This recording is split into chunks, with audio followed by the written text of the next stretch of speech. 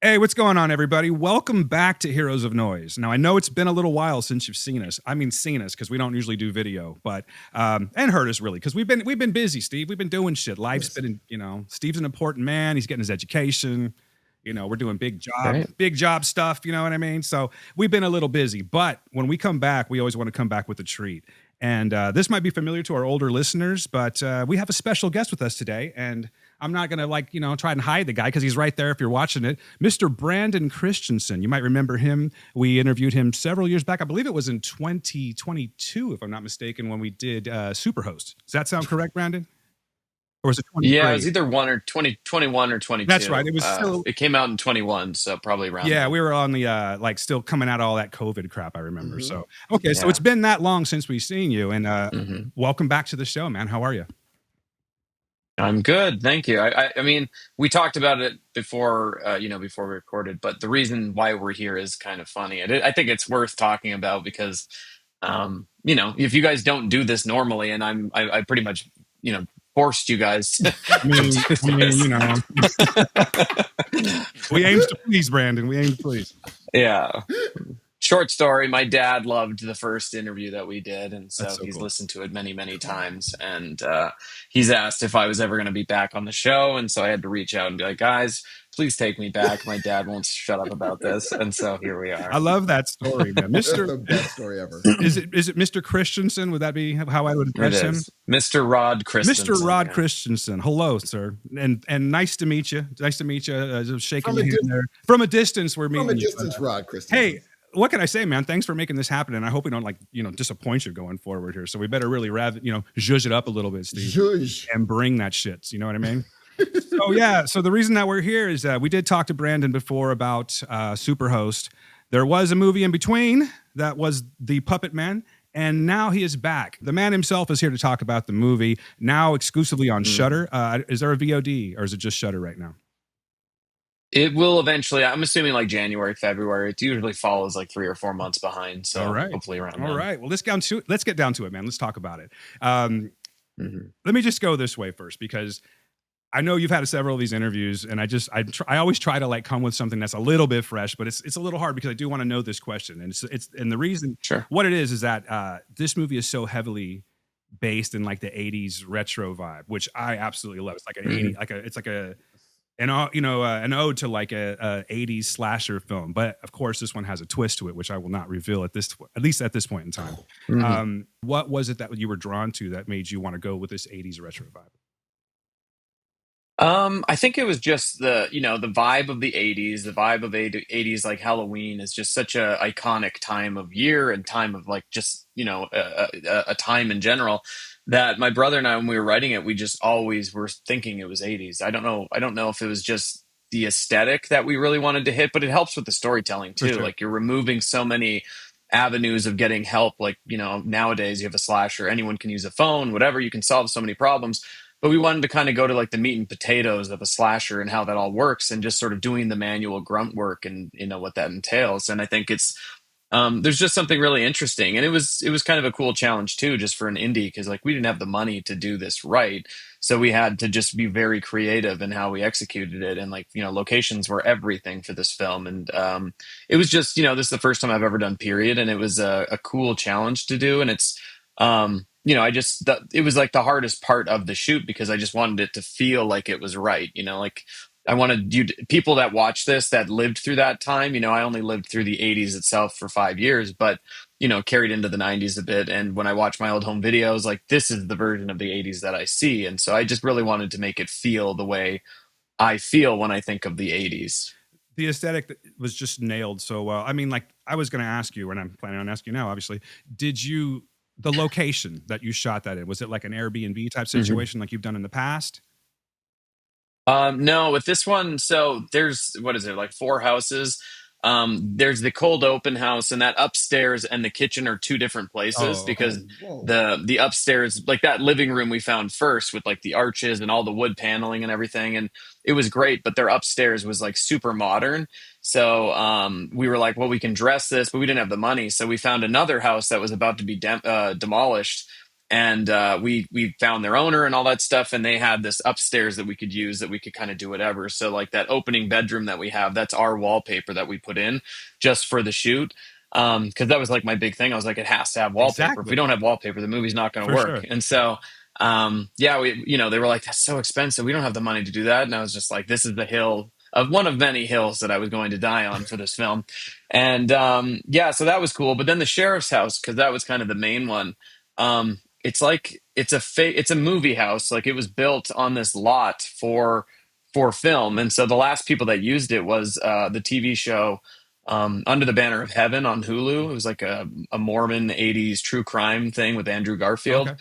and they dressed it for the 80s. So when our locations guy found it and he took all these photos, it was like a time capsule of the 80s. And so we had to go in and like redo the living room and like change curtains and like add our own furniture and stuff like that. But it had the bones that were just Hollywood level, because Hollywood had kind of come in and done it for them for their stuff. So it was a huge find for the film, and adds so much production value to it that we could never have had if we didn't find it. But yeah, in general, just like finding places that still hadn't been really kind of touched by modern hands. It was just grandparents' house, old people that just like that retro look or whatever. Like Hattie's house was like it's a young couple with a kid, and just like super vibey couple. I'm sure they're stoners, but they just like Aren't everything we is all? like a time capsule of the Yeah. 70s. Yeah, and so it was it was just great. Like they had that bathroom with that blue wallpaper and stuff like that. It was just like, oh man, there's so many cool touches that was like old but new feeling, Mhm. which is how it should be. Yeah. It's not like it's decaying or anything. It's still pristine in this time. So yeah, it was it was just kind of finding those places and how that worked. That's why I How? wanted to know because sorry, Steve, go ahead. Go ahead. Oh no, I was going to say when you were talking about the cold open house, knowing that one floor is different than the bottom floor, how did you ensure Hmm. continuity? Like there was no. I thought it was the same house. Yeah. So did I. How did you Yeah, I ensure mean, that continuity that we would not be able to check that? And if I may, just to piggyback off 'cause- of that, that's what I was kind of getting at is that, and the mhm, wallpaper again was something that I actually mentioned out loud. I'm like, you got to have the wallpaper, of funny. course, So that's Yeah. why I was wondering if you like how much trouble was put into something like that, being that everything looks so perfect. You know what I mean? For it was just like you Yeah. absolutely nailed the aesthetic. Dude. Yeah, so the upstairs and the exterior were the same place. Hmm. So like with that tree and all, where the she first goes out and has a cigarette. Those were one place, and then the kitchen living room was another. But I mean, there's so much lying in films. Like when you watch anything like Superhost, for example, you'll leave one room and come into another, and they're not at all how it really Yeah. is. The camera's just lying to you. Like everything is a lie. I hate to tell you guys this if I'm the first, but movies are all a lie. And so I did think about it, because there's the shot when she's going out to the garage and you can kind of see the stairwell behind her, because they had this like really cool circular stairwell that went upstairs. Whereas the house that we actually shot on just had this like flat against the corner wall and just went straight down. I mean, if you were looking closely, you could maybe be like, "Wait a minute, that doesn't make sense." But no one's looking at that. They're just sort of following the story of Sure. the scene and Hmm. the direction and whatever. So, it's one of those things that as I've gotten more mature in filmmaking, you just kind of know like no one's ever gonna question Okay. this, because why would you? It doesn't really matter. Details, just I people couldn't like tell. Steve. It was Just people like flawless. Steve. No, really, it No, was I was just actually. like, Yeah. whoa. But what got me, and I this is my ignorance to like movie magic, if you will. But like even just okay, let's talk about like the Coca-Cola, the Coke Classic can. I mean, that's just a hell of a detail right there. Yeah. And Yeah. is that Right. speaking ignorantly, is that something where you obviously you got to contact Coca-Cola, right? And do they make you like a custom Yeah. can or something, or how does that work? Do they still even make that No, stuff? they they don't. So we hired a company in the States that does like clearances, and so they would hit up places like we had Doritos, that we got approval from them. They did like Coca-Cola and stuff like that, and you pay them an amount, then they do all the negotiating. And so they did that, but I found on Facebook Marketplace just someone had all these vintage cans of soda, and there was an old Coke Classic in it, and it had like the iconic shape of it's a different shape. They're slightly smaller than our current ones. But there was only one, so I was just like, okay, we got to get it because it's such a cool looking can. And then we had new ones that were just behind it in the fridge, and then in VFX, I just duplicated the one we had, so it looked like there was more. Gotcha. But yeah, it was already open. We just had like the production team clean it, and then we put water in it, I think, for Summer to drink. But Yeah, no, it was just like finding those little details that were super important, especially at the beginning of the film, because if we're going to sell an 80s movie and we don't have the money to like have music throughout the film, like, like Donnie Darko or something like Mhm. that, which is just endless 80s bangers. We had to kind of pick and choose where we put that stuff. And, I wanted to front load it because it's like that MTV screen that happens. And so we got permission from MTV.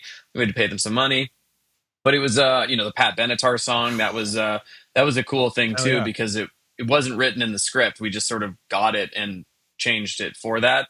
But yeah, it was just like, how can we sell the era really quickly at the beginning, and then the audience kind of forgets and they just go, oh yeah, it's the 80s, and they don't think about it anymore. Speaking of Heartbreaker, I'm a huge 80s fan. Hmm. Love the 80s. And Cool. so was that like a distinct choice for you? Did you have like a various songs to choose from, or was this the one like I love me some Benatar, so I'm going to go for Heartbreaker? Right. And by the way, sorry, Um, one more thing on that is just to piggyback again, mhm. is the actress that was there Summer, I believe, Summer Howell, who played Emily. Yeah.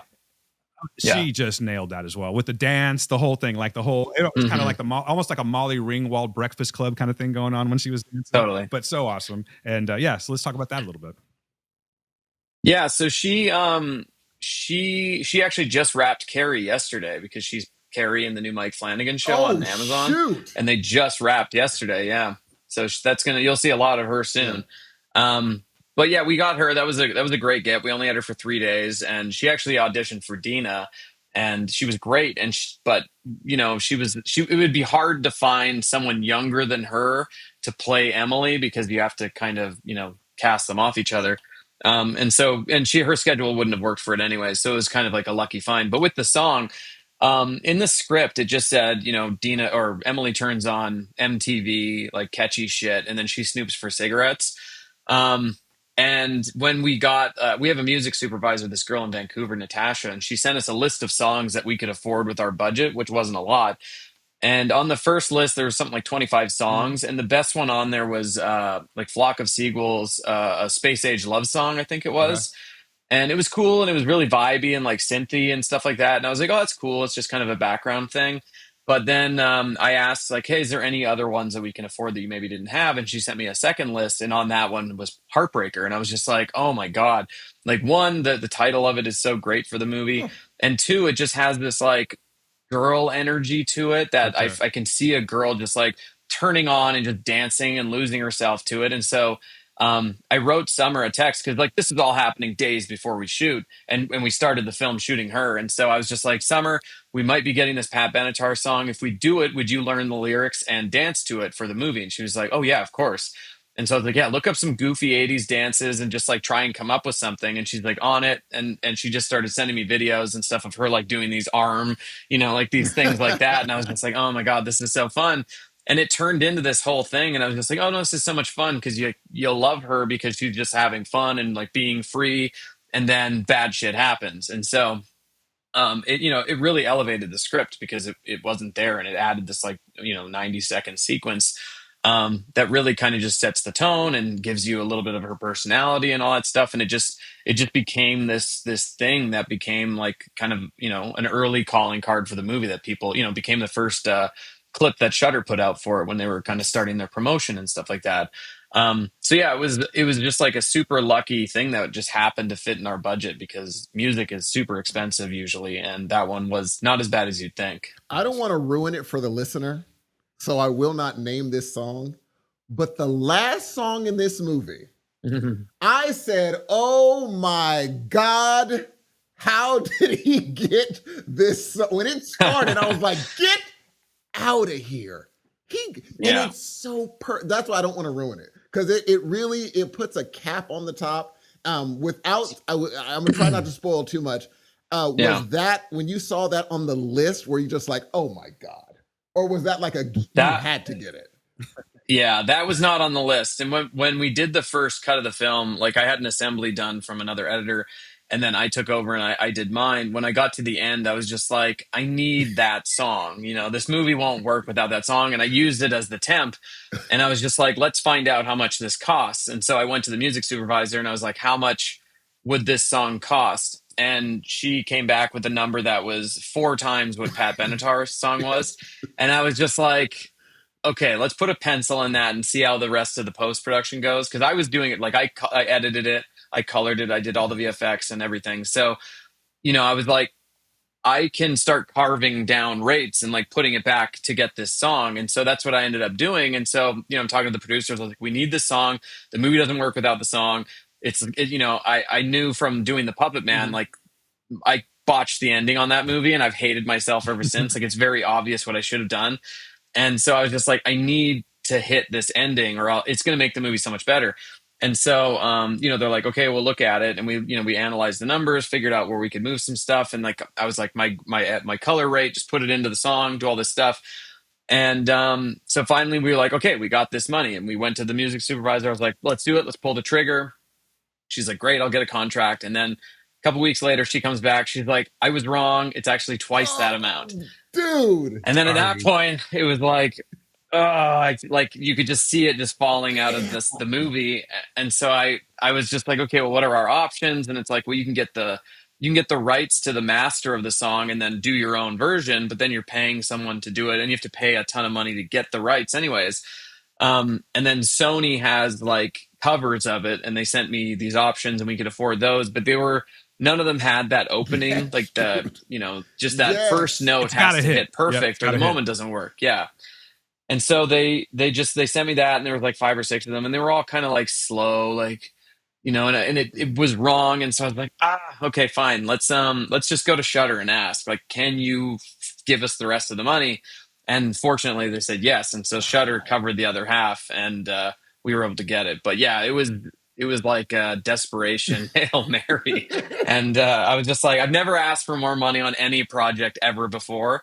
And yeah, I just had to do it, and thank God they went for it Dude, because that's it such totally a does help You're the perfect. like, ending. turns out it's pretty easy, so I'm going to be Yeah. doing that from now on. Oh my God. Yeah, exactly. Last Yeah. nerdy music question. That's a lot. How did you Uh-huh. decide where to needle drop that song? Because as it fades, when it's going out and the movie's ending, how did you find out Hmm. what second to needle drop it? Because you could have started it a lot of different places. I'm like, that it was Right. a perfect needle drop moment where you're like, we'll start it now, done. Or was it like anywhere in Yeah. the I end, mean, just start it? it was the like she looks down and then she looks up at the So camera, like that was where it had to be, okay. and so when I tested it, it was just like, oh yeah, that's that. If it's going to be there, it's going to be there. So that actually wasn't too difficult, but it was funny because when I did the mix for the movie, I was doing it remotely with a guy that I've worked with before, and so we're doing it over Zoom. And while it sounds good, you can never tell the sync quite Mhm. right. And so I'm like, I think we're a frame off. And then he moved it a frame for me. And then when I watched it at like the world premiere and I find like, big and loud, I was just like, oh, it's a frame off. I was right the first time. Ah. So you would never notice, but I do. And it drives me insane. I thought it was perfect. Yeah, it's fine. It's just it was hitting better before I made that change, and it always happens. You're like, oh, I don't trust myself, and you sometimes just have to trust It's yourself. a shock. I will say that. That needle drop is a shock. I said, Yeah, it was a good oh one. my God, for this movie. Oh my God. Yeah, yeah, it was richer than our movie's budget for sure. Just rock it, man. Just enjoy. It's those Bro. little things in life that you have to just like celebrate. You know what I mean? Hmm. Let's talk about this cast Right. because you've got. I hope I don't butcher her last name because I think it's just Clement. It's Jessica Clement who plays Dina. You got Yeah. Ryan Robin, the Yep. sheriff, Rodney Arnold, Summer Powell. Summer Howell. We've already mentioned Keegan Connor Tracy. Come on, Hmm. man. What are we doing here? You got Matt. Now, Matty. Is it Finocchio? Finocchio or Fino? I don't know if it's like Pinocchio. Pinocchio, Okay, like Pinocchio okay. with an All F. right. Mhm. I have seen this man in everything. Like he is like I I guess know. you could call him like a character actor or something like that. But what is like? Totally. Can you kind of? I mean, there's IMDb. Yes, there is that research. But can you kind of clue me in on like Hmm. what was his big role? Like where would I know this guy from? It's just kind of everything. Like if you watch anything that's ever shot in Vancouver, he's going to be in it. Okay. He's Martin Short's nephew, so he's been around the block forever. Like he grew up hanging out with like John Candy and Oh like Mm. wow. Bill Murray and all these people in Second City and all that stuff. So just like having him on set was amazing. Like I would just sit with him and he would tell me stories about just like those growing up around Martin Short and Steve Martin and all these people, and it was just like, oh man. And you can see it, like his comic timing and his just his just the things he brings to the character all the time. Like he always adds little flourishes to everything. Sure. And it was so fun to see, like the whole subplot with him and Dottie, like just kind of flirting and all that. He's just like, "Hey, I'm going to try something on this. Just let me know what you think." And so he did the take, and he's just like got these like flirty eyes, and it was just like, oh my god, he's adding a whole other like subplot to the film that I didn't even think about, and it just like ended up being a thing that kept growing every scene. Like he would always add a little bit more and like lean into it, and it's just so fun. Like we never thought that that would happen, and it was just very dry. But he added this life to the character, and just it just adds so much. But yeah, he's just like a total rock star, and just like the absolute most fun actor you could work with. So having him was great. But I mean, he was in Final Destination Bloodlines. I haven't seen it yet, but I've heard like everyone's always like, oh, he's in that. But yeah, literally, you watch anything and he'll make an appearance at some point. I think people just know him as someone that's great to work with, and I can vouch for that. So it was, and he just auditioned for us. Like we had a casting process, and he auditioned, and he was my first pick because when he did it, like it was a very nothing scene. He's just sort of sitting in a car, and they're looking at the house. It's that very first scene we see him, but he brought a crossword puzzle, and he started the scene with that. And he's like, traps, traps. And he just added this little beat of just like small town, don't think about this murder at all, because that's not normal for them. This is a very sleepy town. It's kind of like the Hot Fuzz thing, where there's just nothing happens in this small community. So when it does, they don't know how to Yeah, kind handle of like it. rocks the whole town, right?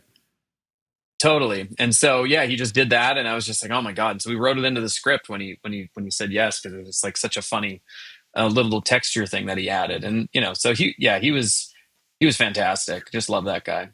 And then we're watching. My wife and I are watching this movie, and Hmm. all of a sudden, this kid comes on the screen, and my wife literally says, "She goes, that is the Hmm. cutest damn kid I've ever seen." And it turns out you got him cheap. Yeah, That's I did. so. That's amazing. Is that your son? It is. Yeah, he's my middle come son. on.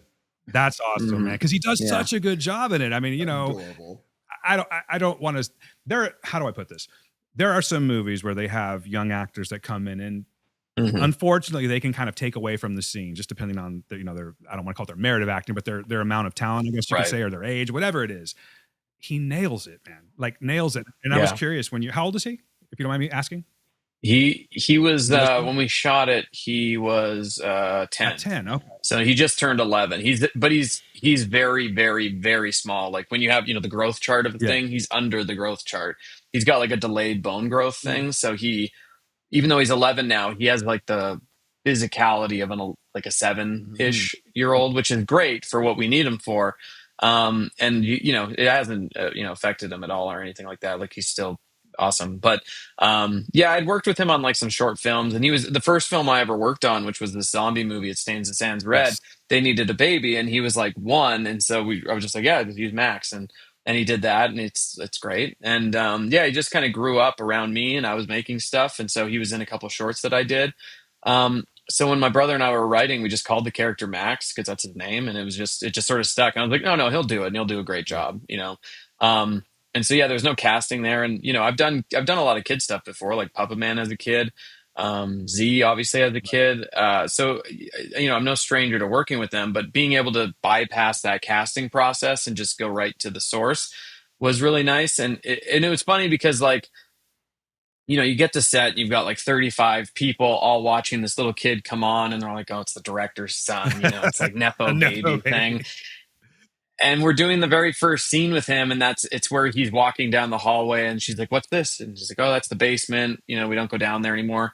And we're doing this dolly move where we come from the dining room into the hallway, and we land, and he has to land on a mark. And like, while I've shot with him before, he's never done the technical side. Like he's never done marks or blocking.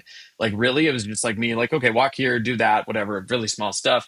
So this was like a complicated move, and we've got, time is money. And so, we had to do so many takes of him standing on that thing because he couldn't hit his mark. And I was just sitting there like, oh God, everyone's going to be like, Nepo baby screws the movie. Nepo baby screws the movie. And thankfully he got it pretty quickly, like 6 takes in. He was just like, okay, he got it. We moved on. And then from then it was very smooth. But that first hour that we shot that scene, I was just like, oh, I've made a huge mistake.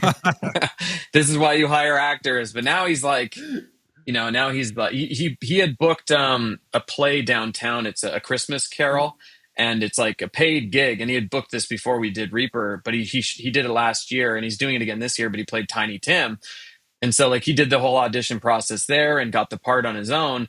And he was great, and now he's doing it again this year, and it's like a fully paid gig, and like this movie was fully paid, so like the kid's making some That money is now. nice, man. And now he's got like representation, and it's like he's like working with Jacob Tremblay's manager now, and Okay. it's Oh, starting. wait a Yeah, minute. so I'm gonna start just being a show dad and just taking him to shoots. I'm gonna retire early. Hey, man, make it work for you. No, but seriously, that he was great. Fantastic. I mean, he Fantastic. Yeah, as my wife had put it, it was like you plucked him out of like 1982 and just like a 1982 right, Star Wars action figure commercial or something like that. Just like totally. dropped him in. So again, just nailing that aesthetic. But that's amazing. Yeah. You get to work with your family. Now you have written multiple movies with your brother, correct? Yeah, we wrote The Puppet Man together. That was our first like real script, but we actually started writing this one before that because when I was shooting Superhost, like we had been talking about a babysitter movie before that, and while I was on set, I remember he sent me the cold open, and it was basically other than some trimming down and like cleaning up because I he tends to overwrite and I like bring it back down so it's really Yeah. efficient. Um, it really didn't change that much. Like it was basically what you see is what he wrote in 2020, and so we just sort of built on that. But yeah, we've written that. We just finished another one that we wrote. We've got another one out there trying to find financing. Um, what else have we wrote Body Cam, which comes out in March. We wrote that together. We've written a Hollywood script that we can't talk about due to NDA, but it's a franchise that would have been great. They didn't use our script, so it doesn't really matter. But um, yeah, that was the big one, and it failed. But yeah, we've just been like writing a ton of stuff, and it's cool because we grew up together. He's been a writer. He's always been a better writer than me. So being able to kind of tap into him and use my filmmaking sensibilities and stuff, it's been a good mix. Does he get to join you on these? 'Cause I know you just came off of a like a press tour, right? When you're on a press tour, like a festival circuit or something like that. Yeah, I mean, I'll go to festivals that'll have me. It's tough, like there's one in Las Vegas next week that they're doing, and they're doing both Night of the Reaper and Body Cam, the other film that I'm Oh, doing. And it's like cool. It's like a double feature. And I was looking at flights, and it was like Ooh, $1,600 just to go there for a day. And I was just like, yeah. I can't do it. no, don't blame me. So yeah, but I've been traveling a fair bit. I'm actually going to Barcelona, Spain in a couple weeks for another double feature, which is really cool. They just booked me, and they're bringing me out, so I don't have to do anything there. But that'll be a lot That's of fun. awesome. Now, it's funny Yeah. because um, every movie, you have that Leonardo DiCaprio meme where you point at the thing like, I know them. In this Sure, movie, sure, it sure. happened twice. Firstly, Uh-huh. it was Keegan Connor Tracy. I was like, I know, and you're like, I know that actress. You go through your brain Right. like, where have I seen her before? And you're like, oh, I've seen her in Sure. everything. And then Ryan Robbins. Right. Ryan Robbins, I was like, oh, Okay. how did Brandon get him a Ryan? Because like there are certain actors where it's like, no, they're invested. They are in this world, and every single scene he's in, it enhances the seriousness of this situation. You're like, he is Hmm. just intense. How Right. did you, was it a series of, he just came in for a audition, or were you like, this part has to go to Ryan Robbins? Right. I we wouldn't have been able to get him without Jessica. So when we actually we did a whole casting process, and we had another actor that was like he wanted to do it. We gave him an offer, but he was doing another TV show that he's a regular on, and the time just didn't work, so he had to drop out. And when I told Jessica Clement that because we cast her already, she was just like, "Oh, we need to get Ryan Robbins," and I was like, oh, okay. Like, it's not like he was on our list. He didn't read for it or anything. And so she's like, let me talk to him. She worked with him on a TV Mhm. show years ago, and he played her dad. And so they've been super close since that happened. And so she just wrote him, sent him the script, and then me and him had a phone call, and we talked about it. And he's just like, yeah, no, the time worked. He was in between two things. And so, yeah, we had him for, I think, like 7 or 8 days or something like that. And he just sort of came in. He's super pro. We weren't allowed to change his facial hair or his hair because we could style his hair, but we couldn't adjust him because he had another You couldn't commitment. Henry Cavill him. And yeah, and so like he couldn't shave his beard or anything like that because of continuity or whatever. Yeah. So we exactly. So we were just like, okay, well, let's just go with the Rick from Walking Dead hair, and I guess we just go with it and stuff like that. Because like Butch, he was doing the same thing.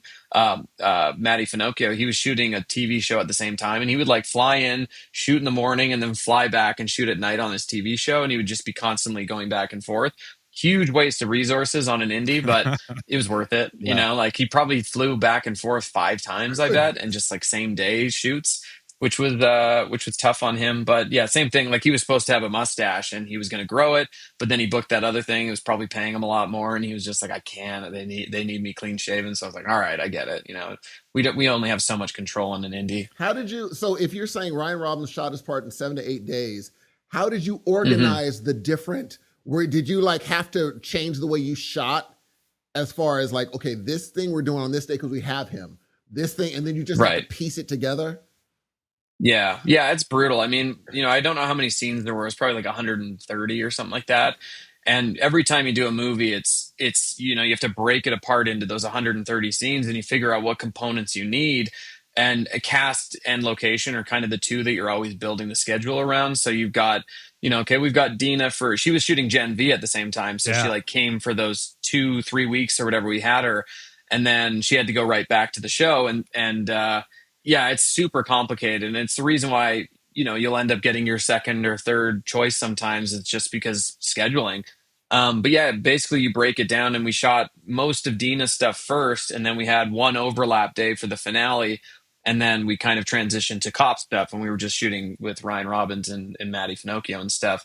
But yeah, that's like the most complicated part, is just figuring it out, and then when you're directing it, you have to be like, okay, today we're doing Ryan's first scene was the ending, and so he had to come in just guns blazing, literally, because Wow. that's just how the schedule had to work. There's no real lead up time. I actually, I think there was one day before that he got to do some lighter stuff, but then he was thrown right into the shit, and it's just like, they're professionals for a reason. They can just jump in and just do it, and fortunately he could, because that's a nightmare when you just, if you bring someone in and they have to do something and you're just like, we don't have time for this. This is a huge, we have one day for this big scene. It's like 7 pages. You just need them to come and bring it. And so we got lucky. They're just pros, and that's why you cast The them. crazy part is the fact that he did that scene first.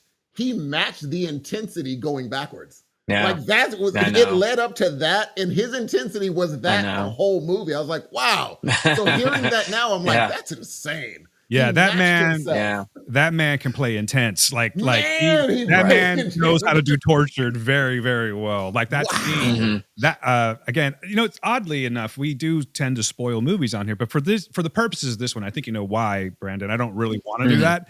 Yeah. So Sure. we're gonna go down that road if that's okay with you. But there's a certain scene in an interrogation room after a big Mhm. find that the sheriff had. He Right. goes and he's talking to one of the characters there that like how many takes did you need for something like that? Because my man was like red, and I All mean the way. it was Yeah. like not even glossing over him. He was great, and I just that scene really impressed me. I was meaning to ask you about that.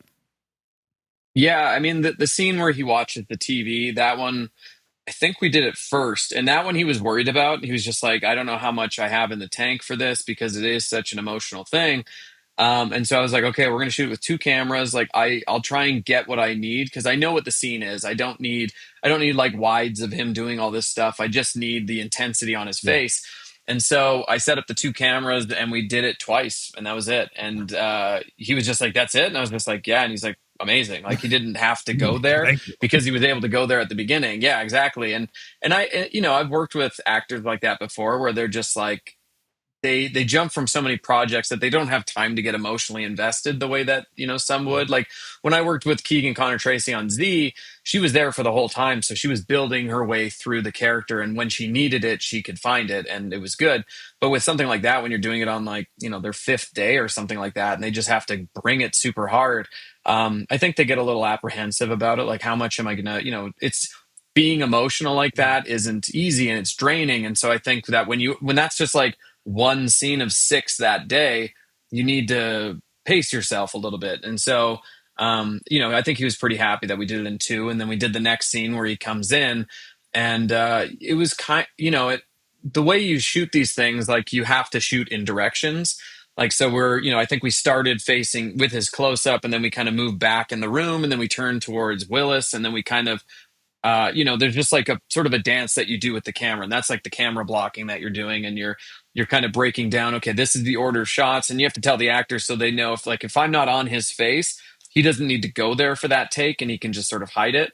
And you're just sort of like, where do I use the energy, where do I not? And it's a whole puzzle piece that you're putting together.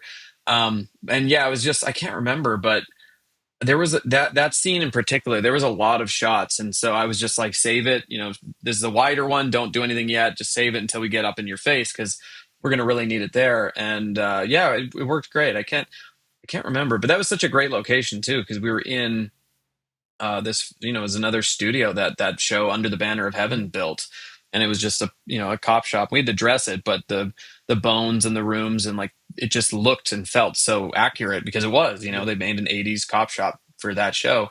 And yeah, it was just super fun, just like playing pretend in this place with him. And yeah, he was just a total pro.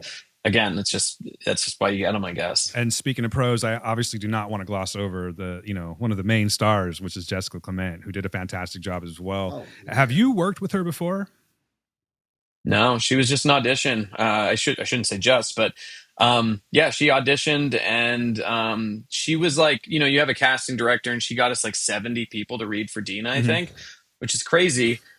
And she had a list of like her 10 favorites or something, and I think Jessica was on it, but she wasn't at the top. And when I watched her, I was just like, her eyes were so big, and I was just like, oh my God, like that's going to be the most filmable thing in this movie, is just these close-ups of this girl with her eyes. And and then we had to kind of go from that and book Summer off of that, because there's, you have to kind of book them together. And yeah, it was just like we had some discussions, like maybe she'll be Emily because she kind of looks younger and she could play that. But yeah, just it made a lot of sense, because she's got like, the inspiration for the look of the character is very much like Jocelyn Donahue in House of the Devil. Like her outfit's very similar, the dark hair, and just sort of feeling like she's pulled from that time. And like Jessica has like natural teeth, and she doesn't have these giant veneers that some people are getting, and it just takes you out of that time when you're just like, oh, people didn't look like that then. Yeah. Like she looks like how you would look, she's just very a pretty natural looking girl, and that was so important. And so yeah, no, getting her was just like a total win. Like she, there's like Maddie Finocchio, who's only there for a short period. You just look for people that kind of you can have fun with, and there's actors that need time to prepare. Like it's like, oh, I'm going into an emotional scene, I need 10 minutes beforehand so I can go into this dark place and do that thing. And you have to respect that. But on an indie, that's a total nightmare, because you're just like, we don't have any time for that. So everyone's like standing there waiting 10 minutes for this actor to do that. And I've had to deal with that before, but like Jessica's just like, oh no, it's totally fine. Like, and she can just like spit out tears on command. Just like that always she's just like, she just shoots them out, and you're just like, holy crap, like that's such a powerful thing, that there's moments in the scenes, like she's talking and it's an emotional thing, and like it's like a period at the end of a sentence is the tear coming down your face, and you're just like, Jesus Christ, how is she doing that? But no, she like, we've become super good friends. Her fiance is like the coolest guy in the world, and yeah, we've got to hang out a bunch since then. And she's just a total blast. And she's who you want to work with when you want to work with an actor, because she's just like down for the project, like doing stuff on the side when she needs to. We had to shoot a pickup because I screwed up. Oh, this is funny.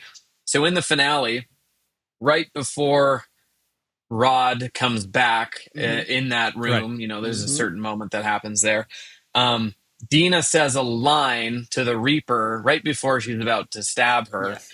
And when we shot the scene, somehow we didn't shoot that line. So we did everything up to that point. And then my brother, when he was looking at the dailies, is like, hey, you didn't have her say that line.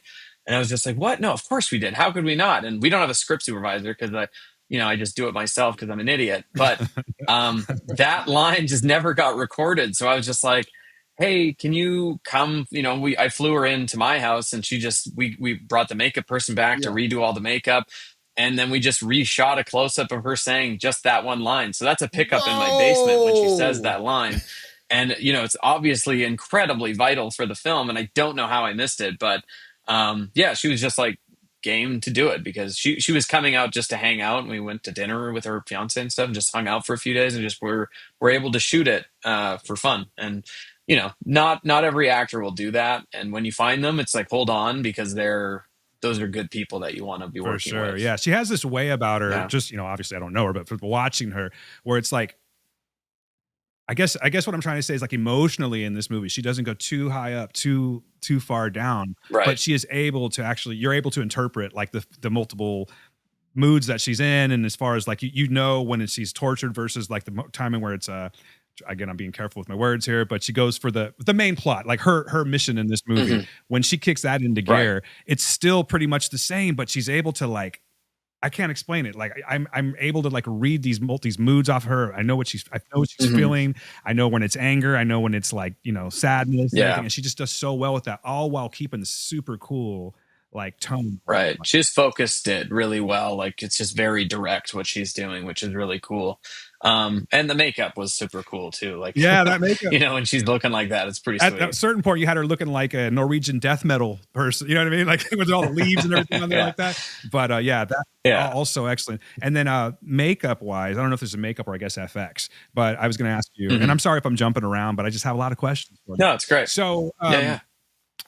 talking about like the special effects, it seems to me like in this movie, you took maybe like Blood and Guts took a little bit more of a backseat than some of the other movies, but when Hmm. you do it, pow, you know what I mean? And I emphasize pow if you know if you know what I'm referring to. Right. But was that Wow. Yeah. was Yeah. that a distinct choice? I'm curious what your thought process was on that. I mean, it was kind of just like we were telling kind of a slower Yeah, story, like we have these beats that we need to hit, and so you want to have the audience get the kills and stuff like sure. that, and that's kind of where the tapes came from, where we're like, okay, well, we need to insert some blood and some stuff during this story just to keep things, you want to kind of refresh the audience's memory and be like, oh, no, no, no, we're still killing people, don't worry, and there will be more, but just hang tight for a second. We need to Great. pace this a little bit because like Dina's story is the A story, and she's got a very slow burn story because it's just her meeting a kid and babysitting, and there's all this setup before. And so you're kind of punctuating that with the Rod finding all these tapes. And so, yeah, when you get to that point near the end, you really just want to you want to go for something and just like be like, there, you weren't paying, you weren't expecting that because we haven't shown you anything quite like this yet.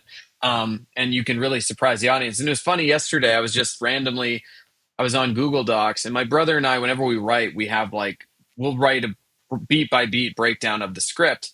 And this was a very early one, and so it didn't have the thing. It didn't have like that stuff in it yet. But at the bottom there was a note, and I was like talking like writing like I was just talking to him, and I'm like, oh, this would be rad. What if we did this thing and like we just set it up with this thing, and it's just like kind of a breakdown of the very first idea of that happening because my brother wasn't too keen on it. He was just like, I don't think that makes any sense. So it's like, we'll make it make sense. It's fine. Like it just needs to be there because it's going to be a lot of fun and the audience is going to appreciate it. So, yeah, it was funny, but, yeah, that was a lot of fun to shoot because it was so technical. Like we had a stunt guy with a fake prosthetic piece, Yeah. and we had like the main actor, and we were kind of matching their frames and stuff like that. And each shot had like a name to it. Like, I mean, I don't care. We can spoil it a little Please bit because do. otherwise I can't Please really do. say No, too please much. do. But we have a head explosion in the film, and it's very just like you have to prepare for that because you need pieces. Like we had this guy build he built two heads with a skull and like fake skin and a wig, and he had a radio, and he made them explode. And like, so we have great assets that we're shooting that I can use in visual effects because I'm putting it all together. And then we had like there's a shot that I called the Lieutenant Dan shot because it's very short. It's like 10 frames in the movie, but after it blows up, he falls past a table. And in hindsight, I should have done this better, but the effect is essentially like in Forrest Gump, when Lieutenant Dan doesn't have any legs, they would build the sets with holes in them so he could like swing his legs over the side of the Right. boat. And then in post production, they would add that back in, and then you'd be like, oh wow, it's like perfect. Like, how did they do that? And so this was my attempt at that. It wasn't perfect, but because a lot of people just think it's a dummy or something like that. But he falls, and the table's right here, and his head kind of like his shoulders brush it almost, and then blood hits the table and stuff like that. And it's a very quick moment, but it was the Lieutenant Dan shot because we shot it in different pieces, like the table alone. Then we have a squirt gun, and we're like shooting blood on the table, and then he just falls onto a pad, and then it all comes together, and it's like impossibly his shoulders are passing the table. Um, and it was like the same technique they would have done in Forrest Gump. And so, yeah, you're just kind of like and then he's under the table and the blood's squirting. And basically, we had the stunt guy fall, and then we had the inside of a neck built. And I'm just holding it there with a pump, and it's just pumping out blood. And then I just put it all together, and then it looks good. And it's cool because it's like a bridge between practical effects, which people appreciate, but also digital effects to put it all together. So it's like I'm not creating blood. I'm just using real stuff and I'm cobbling it all together so it works. So Seamlessly, it's kind of the best of both seamlessly, worlds. might I add. That was Perfect. Yeah. very, very well done. I had to watch it a couple of times. Yeah, it's How many pretty heads gross. did you have? Because it was, I know you. Two. Okay, two. Yeah. So and the problem was when we shot that, and that whole head explosion bit that we did, it was like built outside the house in front of it, and we had this big green screen set up. But it was at like 3 a.m, and we had just shot for like 13 hours doing the finale of the film. Mhm. So we were like, okay, actors, we're done with you. Get out of here. And the rest of the crew had to like set up and do this thing super late. And it was so cold that night that when he fired, like, he hits the button and it's supposed to blow up. The head didn't explode, but the radio did. So we have this great asset of the radio exploding, and then the head didn't do anything. And he's just like, oh shit, why didn't that work? And so he's like diagnosing it, and we stop rolling, and I'm standing there watching him work, and the stunt guy's standing there watching him work. And he's like using a blowtorch on the tube because he's like, I think it froze and it seized up. Jeez. And then he's doing that, and he's on the ground, like hitting this thing, and me and the stunt guy are standing there, and all of a sudden just boom, the head explodes, gore everywhere, and me and him it was like Wile E. Coyote in like a Looney Tunes thing, and we're just like got blood on us, and we're like, we weren't even rolling the cameras, we missed it. And so we had to reset with the other head, and it was a lower fidelity head, but it still worked. And that was the one I used in the movie, is just like this head exploding with some additional gore elements that I added. But yeah, it was pretty funny just to be like, what a bummer it didn't all work that time. And cut the cameras, we can't just be rolling while he figures this out. And then we're just looking at it, and then just boom, right in front of us, and we're just like, oh, I mean, that could have been dangerous, but it was thankfully fine. But yeah, it was super funny to shoot that, just because everyone's crowding the monitor. We're like, far away because it's an explosion. And we're all just watching, just waiting. We're shooting it in slow motion, so we have more frames and everything, and we're just able to like, going back through it and just watching this thing explode. It's pretty sweet. I know you go to testing screenings, like seeing the audience reaction. How has the audience's Never. reaction? Really? No? Well, no, I mean, we never do test screens. Like indies, you just like don't have the money or time for that. Yeah. Oh yeah. How do they react to that scene? It's different. I mean, we did our first world premiere in Florida, and we did it. We did both films again. Like, I've been lucky to both finish two films at the same time, but have them, have a bunch of people willing to do back-to-back screenings, which is really neat. But we did the one film Body Cam first, and it's very dark and very, it's very dark and mean, and it's like not a nice, fun movie at all. And so the crowd there was very quiet through it, and it was like 200 people. And it was just kind of like, you could, through the whole movie, it's very short, it's like 75 minutes, but you could hear a pin drop because everyone's just like tense. And then Reaper plays, and it's much more fun, and so the audience like was getting into it more. Like the opening title, like everyone's applauding, and then the music hits, and there's like Dina walking through, and everyone's like, oh, they're all excited. And yeah, when we got to that point, like it was a very uproarious response. That's so awesome. And then every time you watch it with another crowd, you're like hoping for that, but it's never quite been as big as that first one. But yeah, it usually gets like like everyone just like, because like at first you're like, well, what just happened? Like, well, it's so quick. You're just like, whoa, what happened? You're just trying to like piece it together, and it's very quick moment. But Yeah, it gets a good reaction for sure. It's kind of like, I don't know if you ever saw Z, but when Yeah. the kid falls off the Oh yeah. banister, that got a similar reaction. You're just like, whoa, what? That's exactly what I said. That was a Yeah, it's pretty great sound. funny. Curious though, when you're sitting in the movies and you're watching the audience and you're getting this silence, what's going through your head? Like, what goes through the movie maker's brain when you're watching the audience? Are you able to pay attention to your movie as you? I mean, I'm sure you've watched it multiple times by this point, but Hmm. are you more focused there, seeing how it looks on the big screen, or are you more just kind of like looking and just scanning the audience to see for like different emotions on their faces or anything like that? Yeah, it's kind of a mix. Like, the moments that are gonna Right. hit, like the Right. Sure. explosion. So you're like, at that point, you like pull out your phone and you're like, okay, I'm gonna sneaky record this just to see what the reaction I get, because it's always funny. For the rest of the part, like the slower parts, you can kind of, if it's quiet, it depends on what the quiet is. Like if it's quiet and no one's moving and no one's talking, like that's usually pretty Right. good. But if there's a lot of restlessness and like people are moving or there's like chatter or something like that, that's like the worst, because you're like, ah, shit, I'm not. They're not in it anymore. And so, fortunately, with these two, it's been pretty good. Where, the quiet moments are very quiet and no one's moving. And then, when there's the fun stuff that happens. But yeah, I mean, it's always a nightmare watching it, because like, when I put it together and I do the VFX and I color grade it and I'm watching all the previews, like I'm in my office and everything's like very nice. Like the screen's an OLED monitor, it looks great. And then when you put it on a projector, it never looks quite as good, and so there's like varying degrees of how good it looks. Like some stuff looks really dark and like the projector's not bright enough. And so like some of the details that are there are getting lost, like the hide and seek, the hot and cold Right. moment when she looks out the Right. front or out the back door, and there's like a shadow there. Sometimes it doesn't, you can't see it, and you're just like, and you're just dying inside because like the audience isn't quite getting it. But it doesn't really matter that much. But yeah, I mean, usually I'm pretty focused on the technical, and I'm just like sitting there like in a ball, like, oh god, the sound is weird on that, and you're just like so hyper focused on that you can't even really notice too many things from the Right. audience. But yeah, I mean, it's always different. Like like some places you're like, oh wow, this sounds and looks great, like I can just enjoy, and then other times I'm just like in a ball, like, oh my heart, and you're just, it just depends on where you are. You mentioned technical, and I'm curious about something because Hmm. this movie runs around what is like an hour and 40 minutes to something right around It's there, like right? 93 93 minutes. Yeah. minutes. So, not a lot of time, but somehow you very successfully are able to like weave two stories together, two storylines together that meet very well at the end. How was that? Was there a lot left on the full? Like, is there a longer version of this movie? And if Mm, so, Yeah. will we ever see that? Was it hard? mm. And also, Steve, listen to this one. Was it, excuse me, was it hard to chop it down if you're trying to to weave two stories together? yeah, well, the first assembly, which is a very rough, like every scene is bloated and not cut down. Like the first assembly was like 2.5 hours.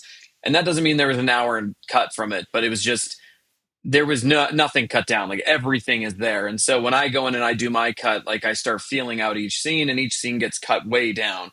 And you're just like, you're removing lines and things like that, like things that are just kind of, okay, we already know this, we can get rid of it. There's like a scene, there was a scene early on where Dina, after she has the phone call with Hattie about babysitting, she goes back to her mom who's washing dishes, and they talk about it. And she's like, I need to do a favor. I'm sorry.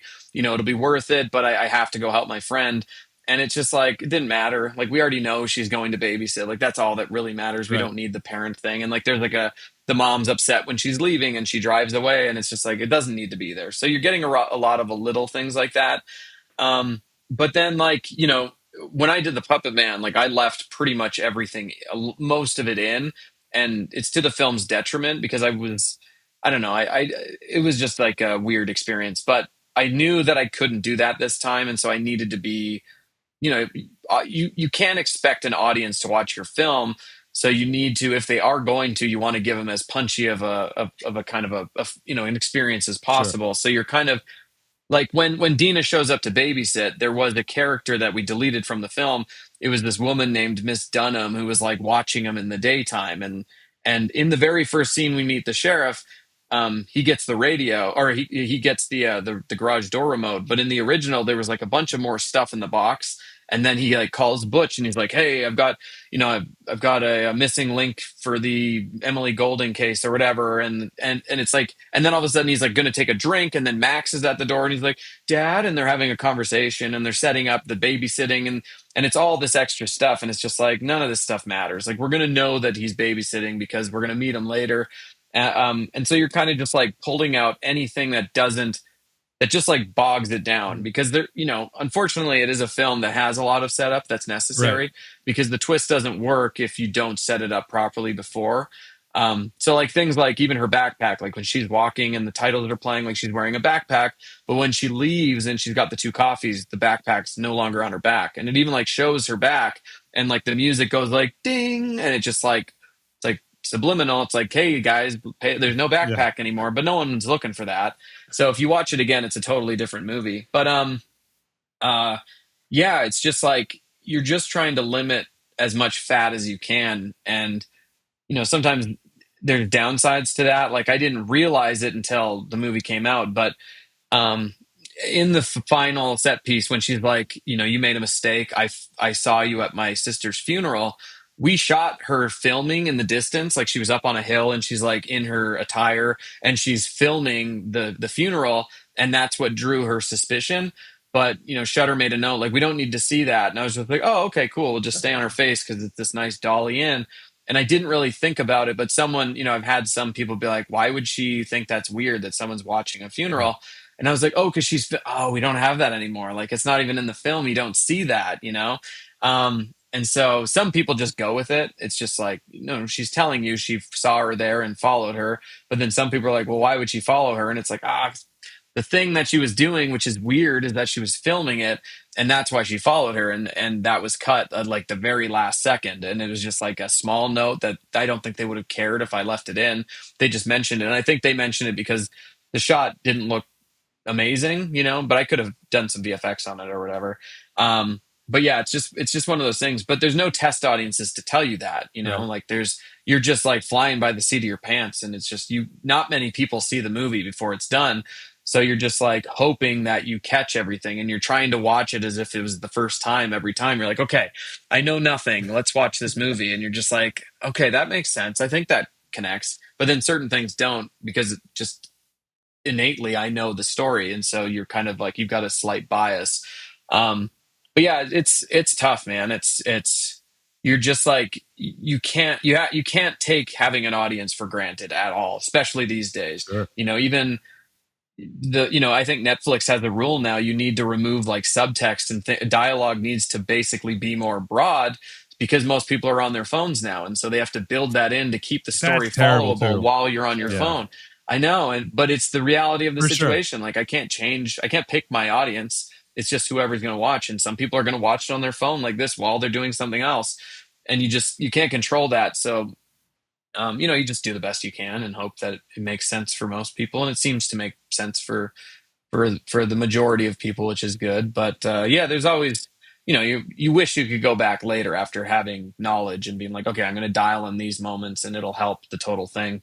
But it's just indies, man. You can't do that. I never clocked it. When she said that she followed her, I was like, yeah, because Yeah, it's it intuition. makes It just immediately, I was sure, like, yeah, it's intuition. You knew something, but now that you're saying that, I'm like, I can right. Yeah. Like see how, but I actually Yeah, appreciate it from that side as well. But yeah, and the same thing, I didn't really I think I it's didn't really give it much because thought. so much yeah, of it hinges on, that's why she right. did such a good job playing the characters, because it all hinges on you believing Jessica Clement.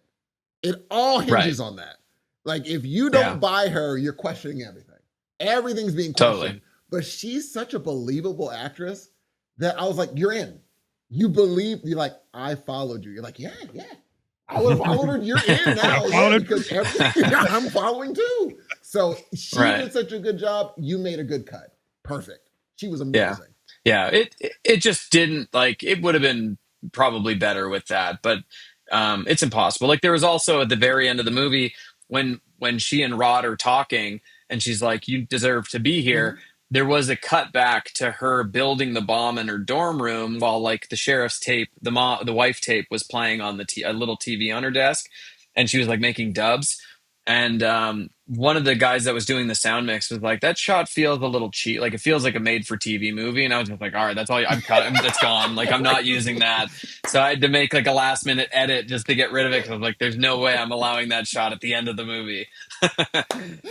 Man, I don't know if this is like, you know, you've seen the movie, you wrote the movie, and obviously you're intending to do this, but I got to tell you, just from like an audience perspective, just the whole concept of someone watching a snuff film of someone that they like they cherish is deep. If you really think about that, that's some super deep shit. It's you know a what I mean? bummer. Like, I mean, I had, as morbid as it sounds, you know, I had kind of put myself in that situation. Like, how would I react? And it's just, that's, Right. I just think that plays heavier. I don't know how you really like, how much emphasis you put into that particular part in regards to the plot. But I just, so you know, from one person that's watching this movie, it plays a lot heavier than, I don't know if you intended it to, but it's super deep to just because then that, you know, and then he delivers that amazing, again, we're talking about that performance where he just loses. It all just goes so well because one of the main things in this movie was that, just that concept of, wow, if I, you know, when he finds out how his wife went, I don't know what I would do, man. And it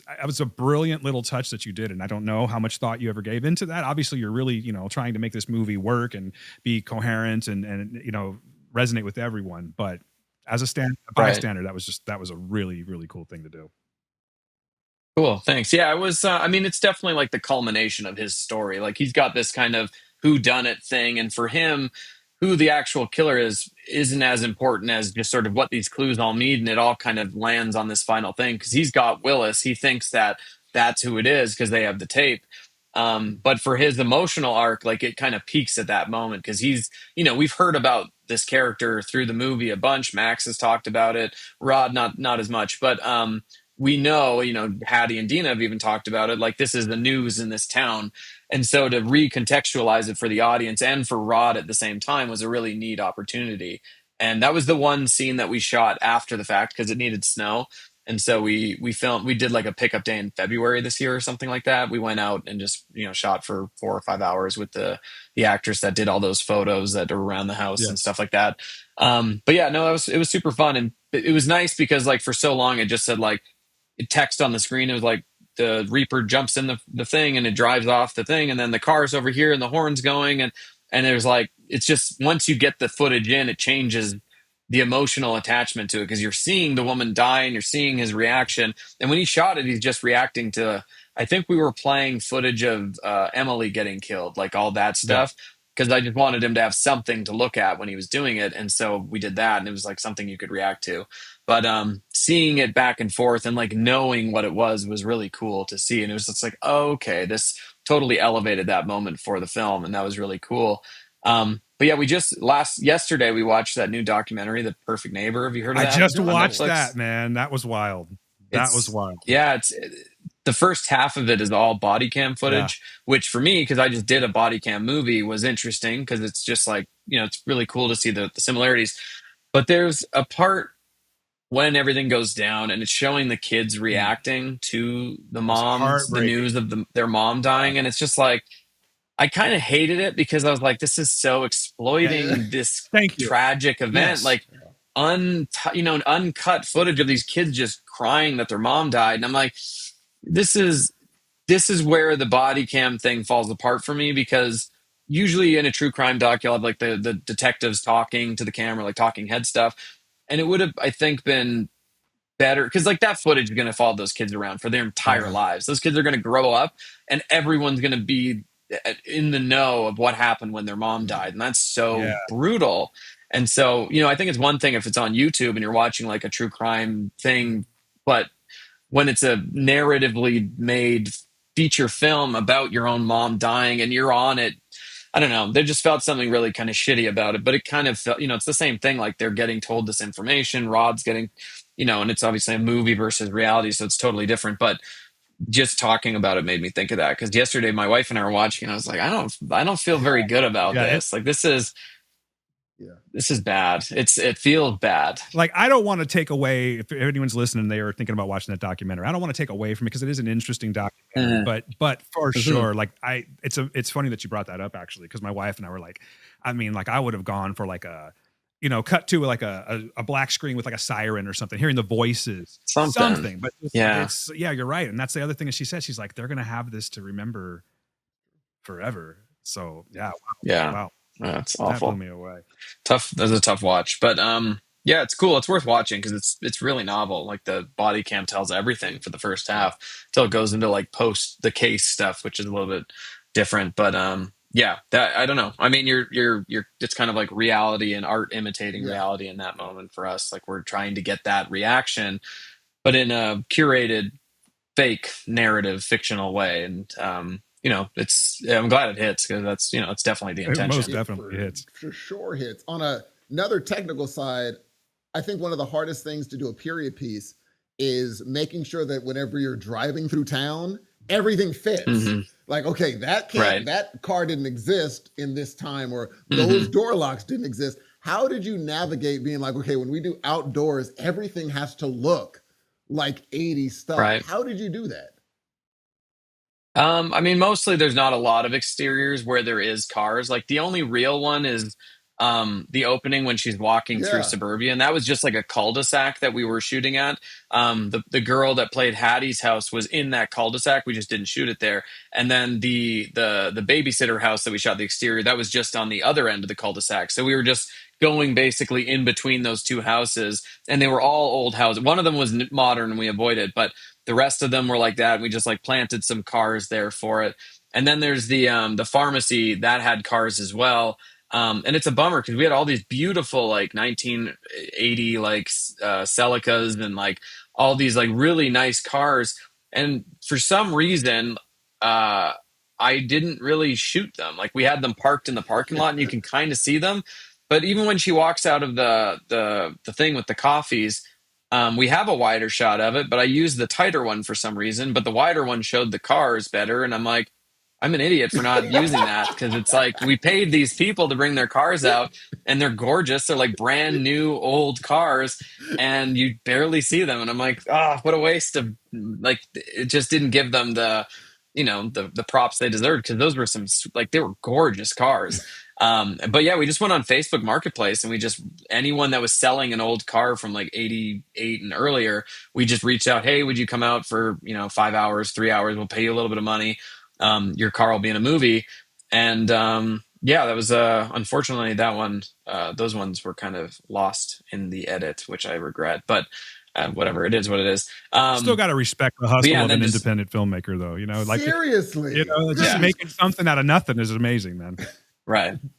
Yeah. No, it was fun. Like when we, my son was playing a baseball game, and I wasn't able to coach that season, but he was doing fall ball like across the street at this school that was right beside that pharmacy. And so when his game ended, he just walked over in uniform and just like watched us shoot for a while, which was pretty cool for him just to see that. But it was like a total time warp thing just because the whole parking lot was filled with these old cool cars. And then the big car that we got was the sheriff's, the Bronco that we have. And that was tough because it was like, we needed an old car that was really cool and cinematic. And when we found that one, when the owner found out what it was for, they were like, no, I'm not going to let you do that. And so I personally had to reach out, and I wrote them this long email. I was like, this is every scene in the film that it's going to be used for. There's no stunts. There's nothing like that. And she, I guess she appreciated my passion, but she was like, let me come to your office and we'll talk about it. And so she came and she saw the operation, and I'm just pitching myself. I'm like, if we don't have this car, I'm going to die, just being a very dramatic person as I am. And then eventually they were like, okay, but there's these rules, and like, she has to be the only one that drives it except for when it's in the shot.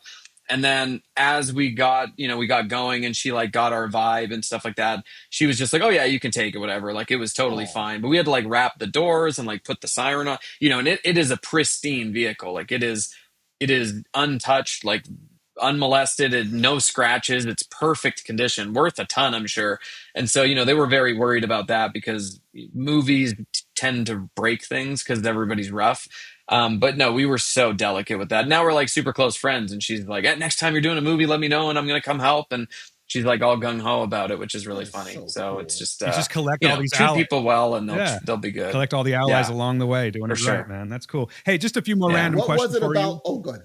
No, please go ahead, because that would be another question. What was that? And this is a rando question. What was it about that Bronco that made you say that has to be the one? Because it was in pristine condition, and it like, when we're writing it, we're looking at like Hopper's truck from Stranger Things, Mm-hmm. and it's just like it has such a defining characteristic. It feels right period wise, and we actually the version in the movie is the second version of that Bronco, because when I was like, okay, well, we need this, police logo on the side, on the door, I was like, I think 9 inches or whatever would be fine.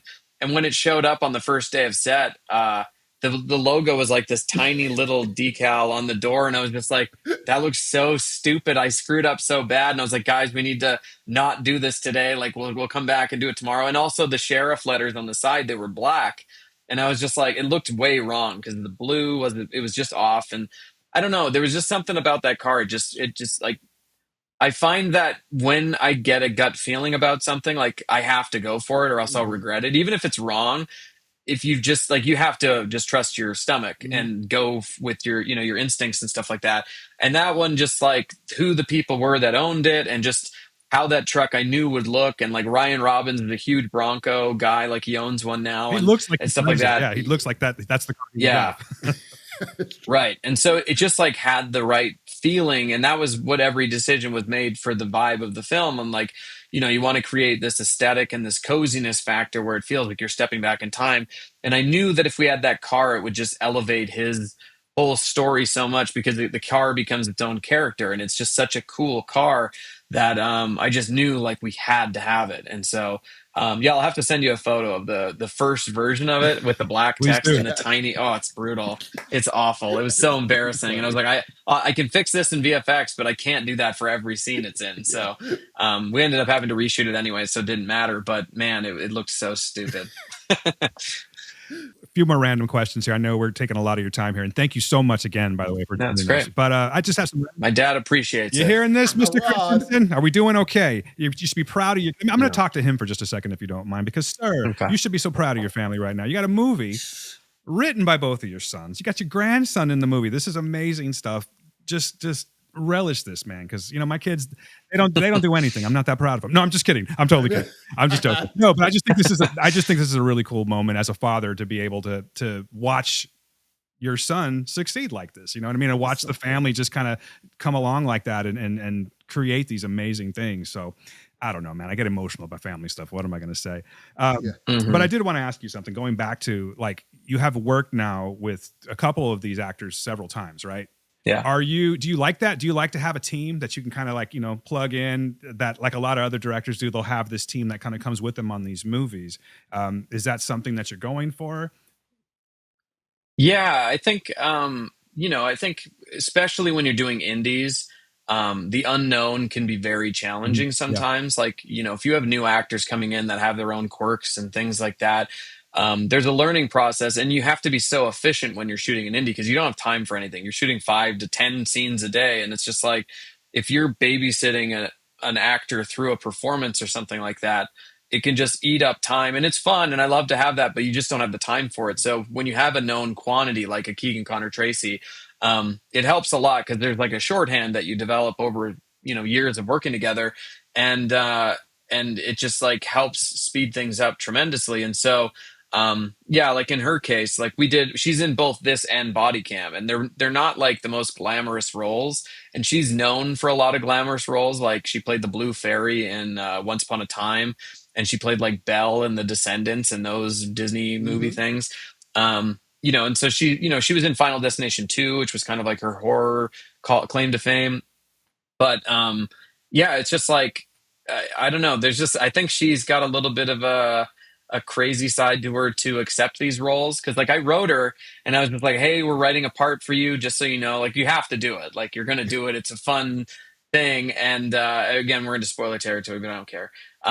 Spoilers. But I was just like, we're going to be shooting at nights again, which is a nightmare for everyone when you don't see the daylight much. And, you're going to be playing this character that's a total psychopath, and you're going to have to go to these places, and she's just like game for it, which is super cool because, who am I to be, casting someone like her? And so, Yeah, like this, and body cam's even worse. Like she's playing a character where you don't even really get a close up of her. She's just like a disgusting blood covered woman, I can't wait. and again, she was like you would never know it's her. It could have been anybody, but I was just like, oh, it'd be kind of funny to have Keegan do this. Yeah. And I asked her, and it was just like a couple days, so she came out and did it, and it was just like kind of fun. So I think Mike Flanagan uses a lot of the same Hmm. people because there is that sort of family atmosphere that happens when you kind of repeat people. Like, and I do that with my crew as well. Like the cinematography, Clayton Moore, he's shot 4 of my movies now, or yeah, 4 of the films. And I've worked with him since like 2009 when I was living in Las Vegas. And then like there's our key grip on the film, this guy Tommy Marai. Hmm. He was on my very first film, and he was our dolly grip, and he's just a great dude. And then he came out on Z halfway through, and I credit him still for that shoot working, because for the first 2 weeks it was the total night. Like the crew wasn't finding their way, like the good people, but they didn't, like, it was a very young crew. And then he came in the halfway mark, and he just like anchored everything, and everything was smooth sailing from that point. So I was like, anytime I'm shooting a movie and I can get him, I'm going to get him. And so I was able to bring him out for body cam and Reaper, because like we traveled him in, we paid for him to stay and all that stuff. And it's just like those people are worth it Sure. sometimes, because they're just gonna create an experience of the filmmaking side of things that are just, it's just so much better. It's like a family Yeah. reuniting and all that stuff. Chemistry goes a long way. Oh my God. Totally. And so having that every time you do a film, like just making it a thing. And he made it priority. Like he had a Blumhouse movie that he was going to work on. He would have made more money doing it, but he's like, no, I want to come work with you That's guys. awesome. So, you kind of build that bond, and you're able to do that. That's like the best part of filming. It's like summer camp. You get like 4 weeks with these people. So I don't, when you bring in someone that like spoils that for you, you're just like, I don't know how many shots I'm going to get at this. Like, this might be the last time I'm on set like this. You never Mhm. know. And so if you ruin that for me, like, I hate you with every fiber of my being, because this is my summer camp. This is my vacation. And I'm going to be spending the next year and a half into my office just clicking buttons, putting this all together. So this is the part that I'm going to remember. And if you ruin that, like, that's so bad. And so I think that's a big part of it, is just having these people around you that you trust and you Yeah. love and you can work with. It's great. Like our gaffer on Reaper is this guy Corey, and I didn't know him. He'd never been a gaffer before, but he came in and he just fit our vibe. And like him and Tommy were just, we have, my wife comes to set and she films behind the scenes. Like she'll just stand watching and just like film the whole like hours. Mhm. And it's cool because like I'll watch it and I'll watch how they work, because I don't have time to watch them work when I'm doing it. But like I'll see me and Clayton, the cinematographer, we'll just be talking about something, and Tommy will be listening. And then right as we're about to ask for it, he's like, boom, got it. I've already done it. And because he's so good. And it made me add a new level of appreciation, because I could see him and Corey just kind of doing that in tandem with our conversations. Mhm. We're like, okay, yeah, we're going to need to put a light up there to get some more whatever, Mhm. some whatever it is. But as we're talking, they start doing it. So by the time we're giving the order, they've already done it. And it's like, that's just such a professional thing. And they're keen to do it because we've got such a great relationship together. And so, yeah, like Corey, I want to bring on everything now. And Tommy, I want to bring on everything now. And Clayton, I love to death. Like I bring him on anything. Steve and Yeah, it's just Dan, like building your people. you bring Steve and Dan in, just Yeah, for sure. podcasting. Yeah, You got a where kill or are you something. guys again? We're in California, Fresno, California. Oh, okay, Yeah. cool, sweet, yeah. But I just want you to it's hard know, to shoot out Brandon. there. I just want you to know, I don't like to brag, but I just got a passport, so Okay. Yeah, let's do it. Next time, I don't know when I'll be on set next, but if you're the guy that ruins it for me, I'm gonna Oh be shit! Oh, I know. no. Now, doing no, a third. Could you imagine? Could you imagine? I got Yeah, I got just kicking lights and stuff. a little more of a tech. Well, actually, this is more of a personality question, I guess.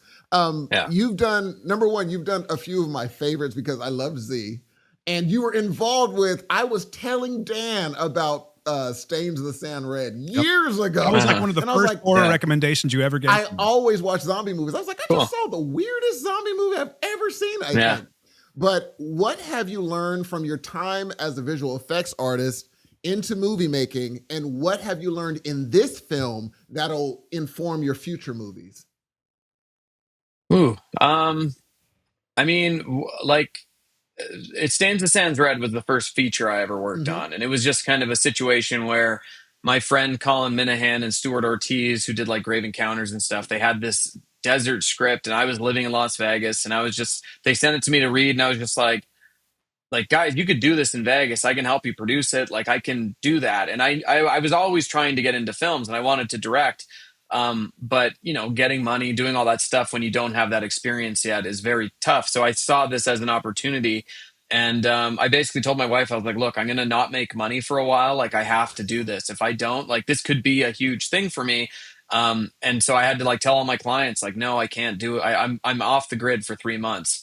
And that's risky because like it was such a cheap movie that I didn't have a salary. I owned like a tiny bit of equity in the film, and but I was basically going into it knowing like for 3 months I wasn't going to get paid. And so I brought them out to Vegas, and we scouted together, and and they were just like, oh yeah, this is totally going to work. Cause I just like I gave it my all. Like I was like, this is my move.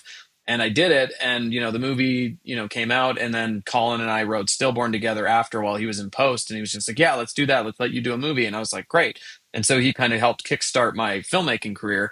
But, what was the rest of that question? Oh, how did those experiences inform your movie making, and how does this movie that you've made? What are the things you're like? I'm going to Right. do this different on my next movie Going now that forward. going forward. Right. So on Stains, like that was Colin's third directing movie, I think. He was the main director on that. Um, what I learned from him there was like you can't like you need to stay true to the vision going into the day, because so many bad things are going to happen every day when you're on set that you have to stay focused on what your goal was going into that day, because it's very quickly can and that's not to say that you shouldn't be reactive to things. If someone's got a better idea or something, there's always those little moments of magic that happen. But Colin was just like very strong about getting his vision done, and like you know being uncomfortable doing the things you had to do for the movie's sake. And that was the thing that I learned, because like don't when I was starting my career, you don't have the confidence in yourself to do that. Like you don't know if something's going to work, so you don't know how hard you should fight for it. And so like on Stillborn, for example, I would spend a lot of time on things that I could control, like an insert shot, something like, oh, it's a hand with pills in it or something like that. You would spend so much time like making it the most cinematic looking hand you've ever seen, because it's nothing's to it. It's just, you don't have to direct anything. It's just like, it's going to be a pretty shot. And I've learned since then to never focus on that stuff, because like I could shoot my own hand later and just get it. And so like I try not to shoot inserts with my core actors, because their time is valuable, and that's not valuable use of that time. So that was a big thing I learned from like Stillborn, and moving forward is just like put the money on screen when you're filming, because if you don't, you're going to regret it. Like you can't get all those people back together again without spending a shitload of money. So focus where the money is first, and then you can do those things later. And that's something still. It's just I think on Reaper and Body Cam too. Like Body Cam was interesting, and we shot that before Reaper, but because it's all shot on police body cams, that can be very boring. So the blocking, like how an actor moves through a scene, became super important. And so like you had to keep things interesting and fresh by giving the actor something to do, or else the audience would just be like, okay, you're just standing there talking to someone, whatever. Like, how do I make that interesting? Maybe the camera pops off. And so you're always kind of coming up with new ways to do that. And so now when you go into Reaper, you're like, okay, I've got two people talking. How am I going to make this more interesting? And you'll watch some movies, and even Hollywood movies, you'll see it just like has four people sitting at a table and talking, and you're like, that's kind of boring. Like it's fine. Like it serves the purpose, but this could be better. And someone that does it really well is Vince Gilligan on Better Call Saul. And like they had a rule on that show, basically never use the same shot twice. So if you've got a person talking, you want to make the character move in a way that the camera is going to change, so that the audience is never getting bored. Like it's constantly evolving. And so when I was doing Reaper, there's two big scenes near the end. There's one in the kitchen, and then there's one in front of the TV at the very end. And they're very long. They're like 5-6 pages each. And so I broke them into like smaller scenes, and I basically like are you familiar with like the axis in a scene? Basically which way the eye lines are. So if you're watching a football game, this is the easiest way of explaining it. you've got a central view of the field and the runner is going down with the ball. If the camera jumped to the other side and all of a sudden he's going left to right and then it flips and he's going right to left, that's flipping the axis and it's confusing for the Mm. audience. And so when you're doing a scene, you want to make sure eye lines are looking at each other so that it feels natural. And if you're going to jump the axis, you want it to be motivated by something. Like an actor gets up and crosses the room and the camera follows them, and all of a sudden you've got a new axis that you're working on. Okay. And so this is super technical, but I broke these scenes down in a way that they would be like they would have their own axes or whatever it is. And so like if you watch like at the beginning, Chad comes in and he's got the shotgun and blah blah blah, and everything's happening this way, and then he leaves, and when he comes back, it's flipped. The whole scene's flipped, and it's just a way of taking a scene that could be boring and giving it some life by injecting a new look to it mid scene. And it happens like 3 times in that scene. And then the next scene it happened, I think 5 times. And it was just, that was something I learned just going through the movies. And it's something I'm going to carry with me is just try and keep it interesting. And like Vince Gilligan's just like a master, that show is incredible. I'm so excited for Pluribus, but yeah, it's just like, if you can keep it fresh for the audience's sake, do so. And just how do you do that? And like trying to engineer a scene so that it can be told in a way that's ever evolving so that the audience doesn't get bored. And so that's something that I'll definitely take from what I learned there, because that was the first time I've really done it, and take it to the next one. Is it's like, okay, let's break down the scene further so that it can be more interesting, and like make sure the blocking is just keeping the scene evolving. Inevitably you're going to have a boring scene where it's just like talking and whatever because you have to and you run out of time.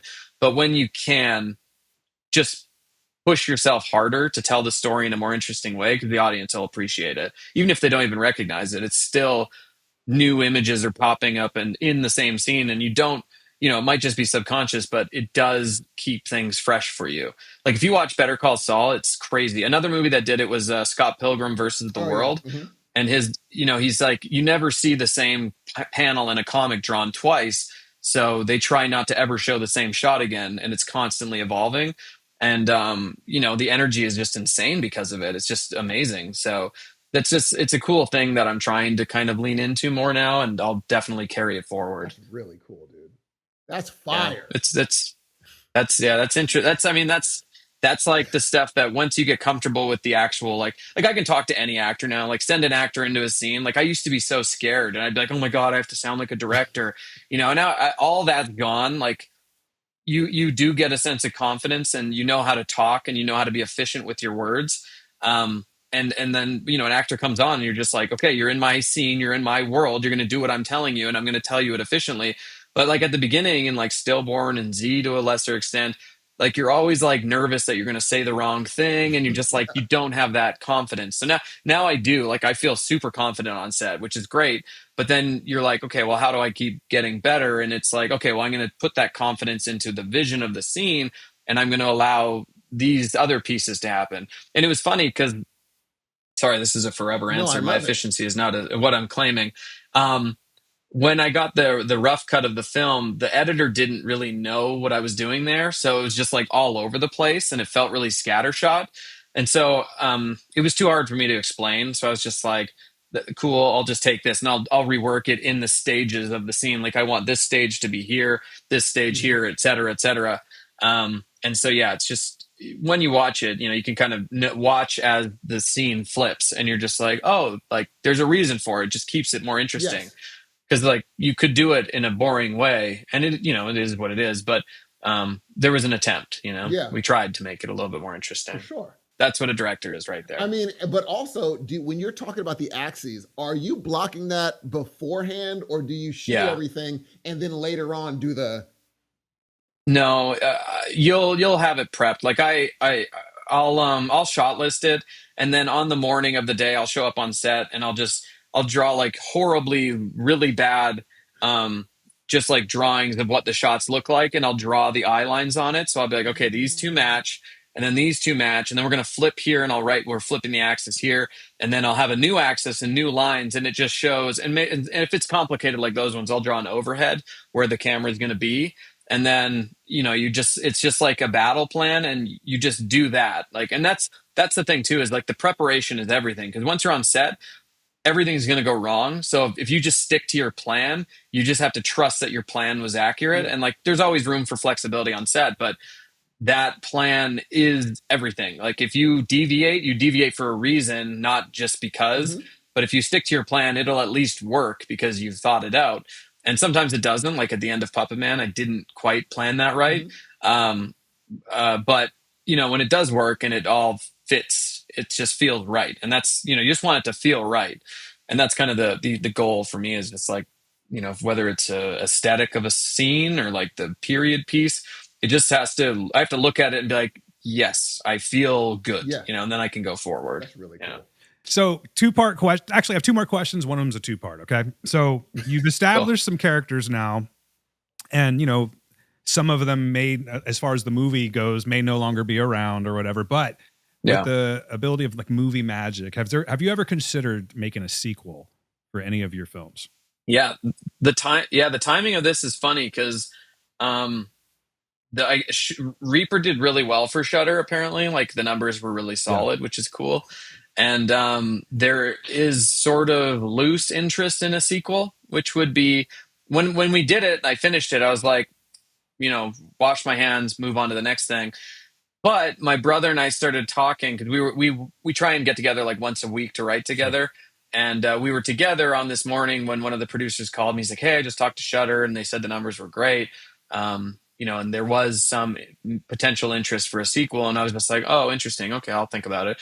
And then we just started throwing ideas around, and we came up with some stuff that I'm like, "Oh shit, now I have to do a sequel." Nice. Like, it's super cool, and like, I can say something, but like, it wouldn't be like a direct sequel to this film, but it would be a sequel it's in the same place and time, or not time. It wouldn't be the 80s. It would be like a 90s thing, and like jump like 10 years.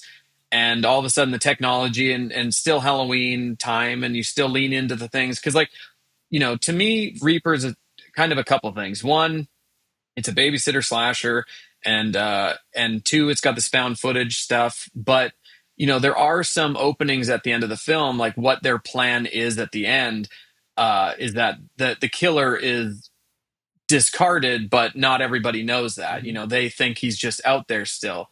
So if there were a similar killings with videos sent on like an IRC channel or something like that on a dial-up internet, maybe people would be like, oh, holy shit, he's back. But Dina and Rod, who are the only ones that know the truth, they know the truth. And that was kind of the angle we started talking, is like, well, what if it started up again and everybody thinks they're back, but the two people that did it know the truth, like where there's some drama there. And so, we're discussing kind of down that path, but doing like a vaguely 90s, more of a slasher, less of a, not like a big twisty thing, like where it's like predicated on a twist, which this was.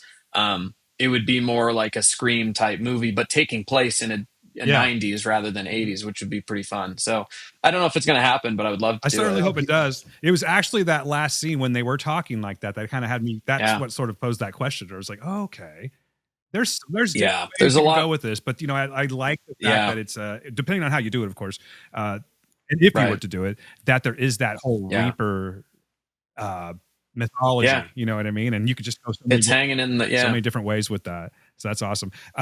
So staying in the same place, but being a different time would be really fun. Or Superhost sequel. I'm still waiting for my Superhost sequel. That's again movie magic. There is no demand. There is though from me. Right now, from you. Plenty of demand. If you can finance it, I'll do it. But it's tough.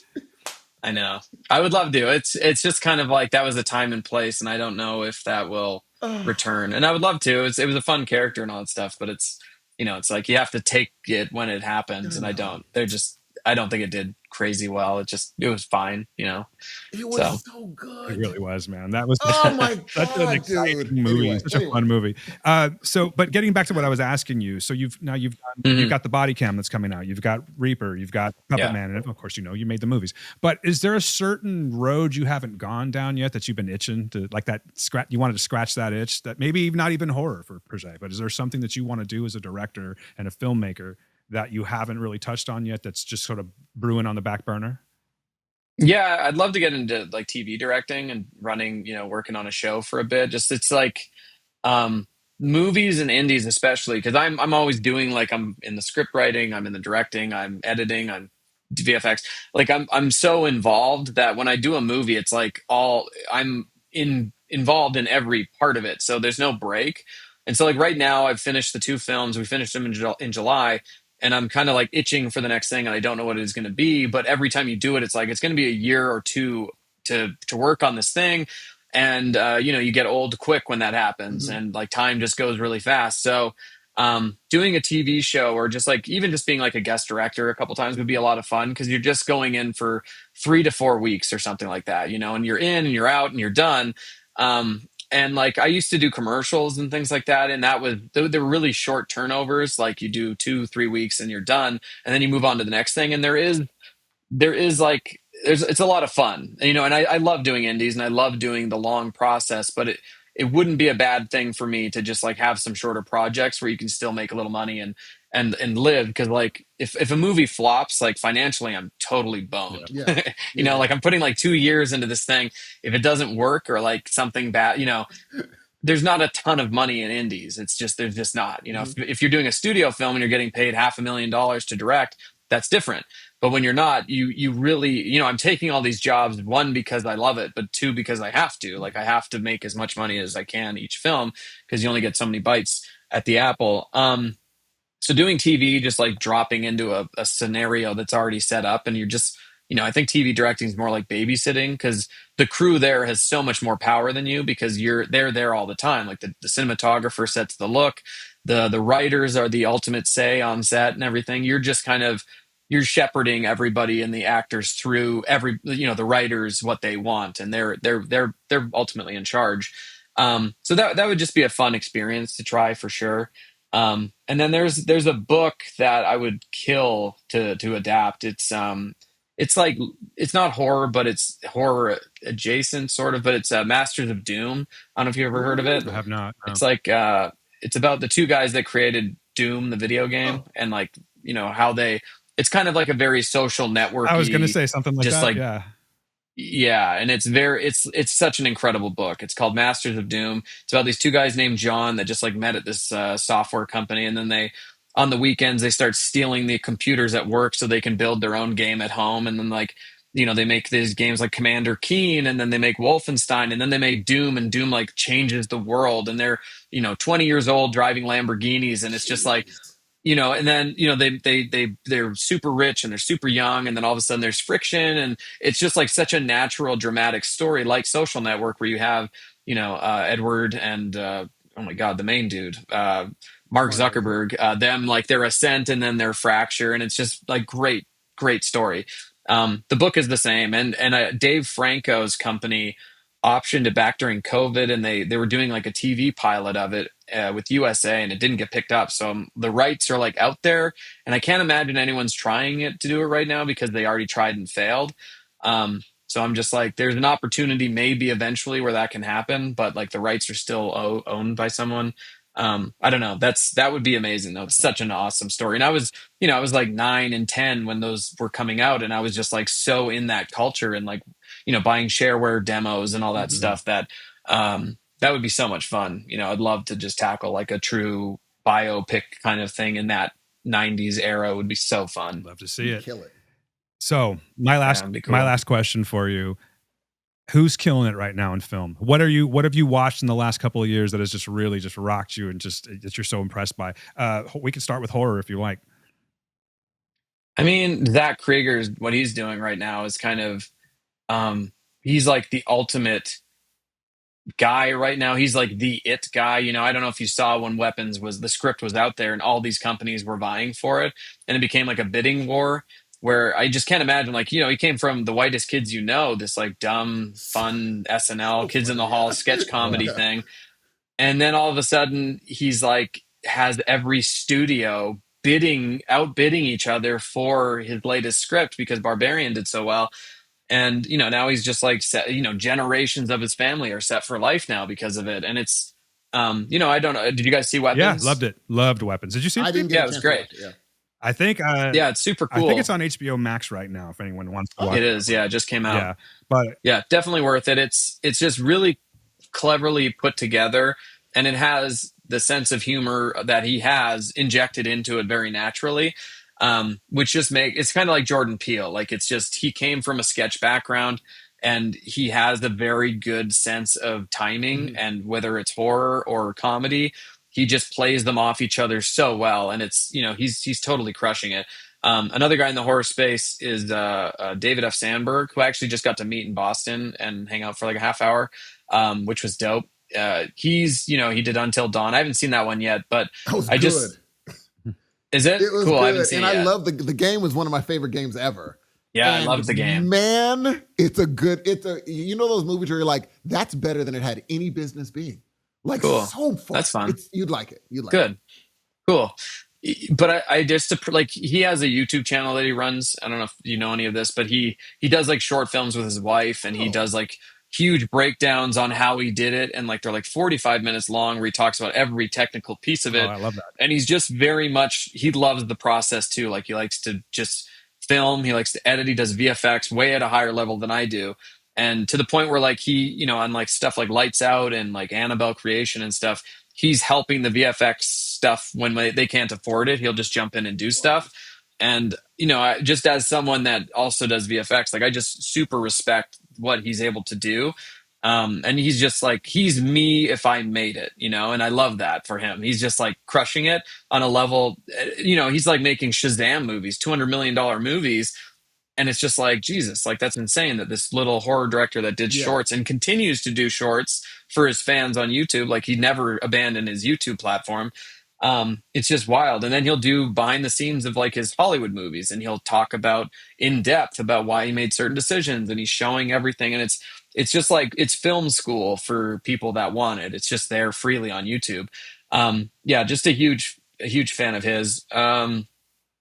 I mean, Mike Flanagan, obviously, again, he's horror, but he just sort of became a guy that is like Superman now. Like everyone's like, oh, there's this new Stephen King property, and it's like, oh, Mike Flanagan's Yeah, doing it, yeah. and it's just like, and then it's like it's just like, what do you give the guy that has everything? Give him the entire the dark half.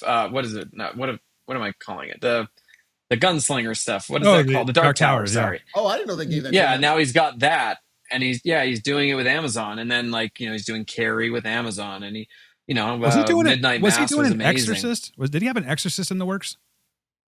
Yeah, so when that Exorcist Believer or whatever bombed, they were kind of, I think Blumhouse was scrambling to fix it, and he was brought in to fix it, but I don't know if that's still happening Oh, because okay. he's I can't imagine there's anyone in Hollywood busier than Yeah, the him. guy's got his hands full for Um, sure. And then, my favorite personal like couple directors are like David Fincher. Anything he does, I'm a huge fan of. Even Mank, which was enjoyable, but it wasn't his best. But and then Robert Rodriguez is like the guy Ooh. that I came up just loving because of his indie spirit and what he did with getting El Mariachi. And he's got, I don't know if you ever read his book, but it's incredible. Rebel Without a Crew, and it's just about how he sold his body to science, like did one of those testing things for Jesus. like 6 grand so he could go shoot his own Oh, movie. wow. And so he went to Mexico with a camera and just like met people there and made El Mariachi, which got him Hollywood attention in the early 90s. And he went to like Sundance and Tribeca and all this stuff, got an agent, met Quentin Tarantino, and they became super tight friends. And the book is just basically his journal as he started in this medical testing thing to making the film to like making it into Hollywood and talking about the trials and all that stuff. But it's done as he was doing it, so it's very fresh, and like it's just super cool to just see him explode in popularity. And then he gets to make Desperado with Antonio, which is basically a remake of Yeah. El Mariachi with Hollywood money.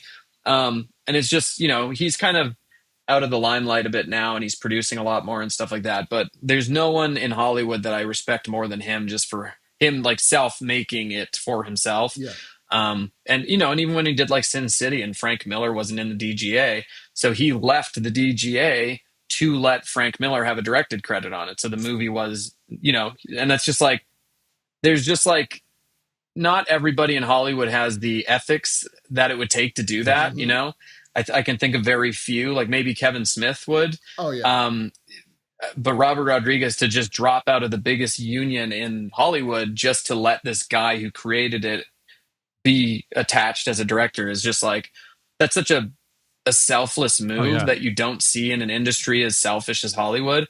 So I just respect the hell out of him, and he's just like a personal hero of mine. I get made fun of a lot because one of my favorite movies of all time is From Dusk to Dawn. And they're like, why? And I Hmm. said, I don't, it just connected with me. I guess it was just Yeah, on the same wavelength with me or something, but I can watch it right. 8 times in a row. And I still think it's Have just you? so good. Yeah, have you seen Full Tilt Boogie? The making of it?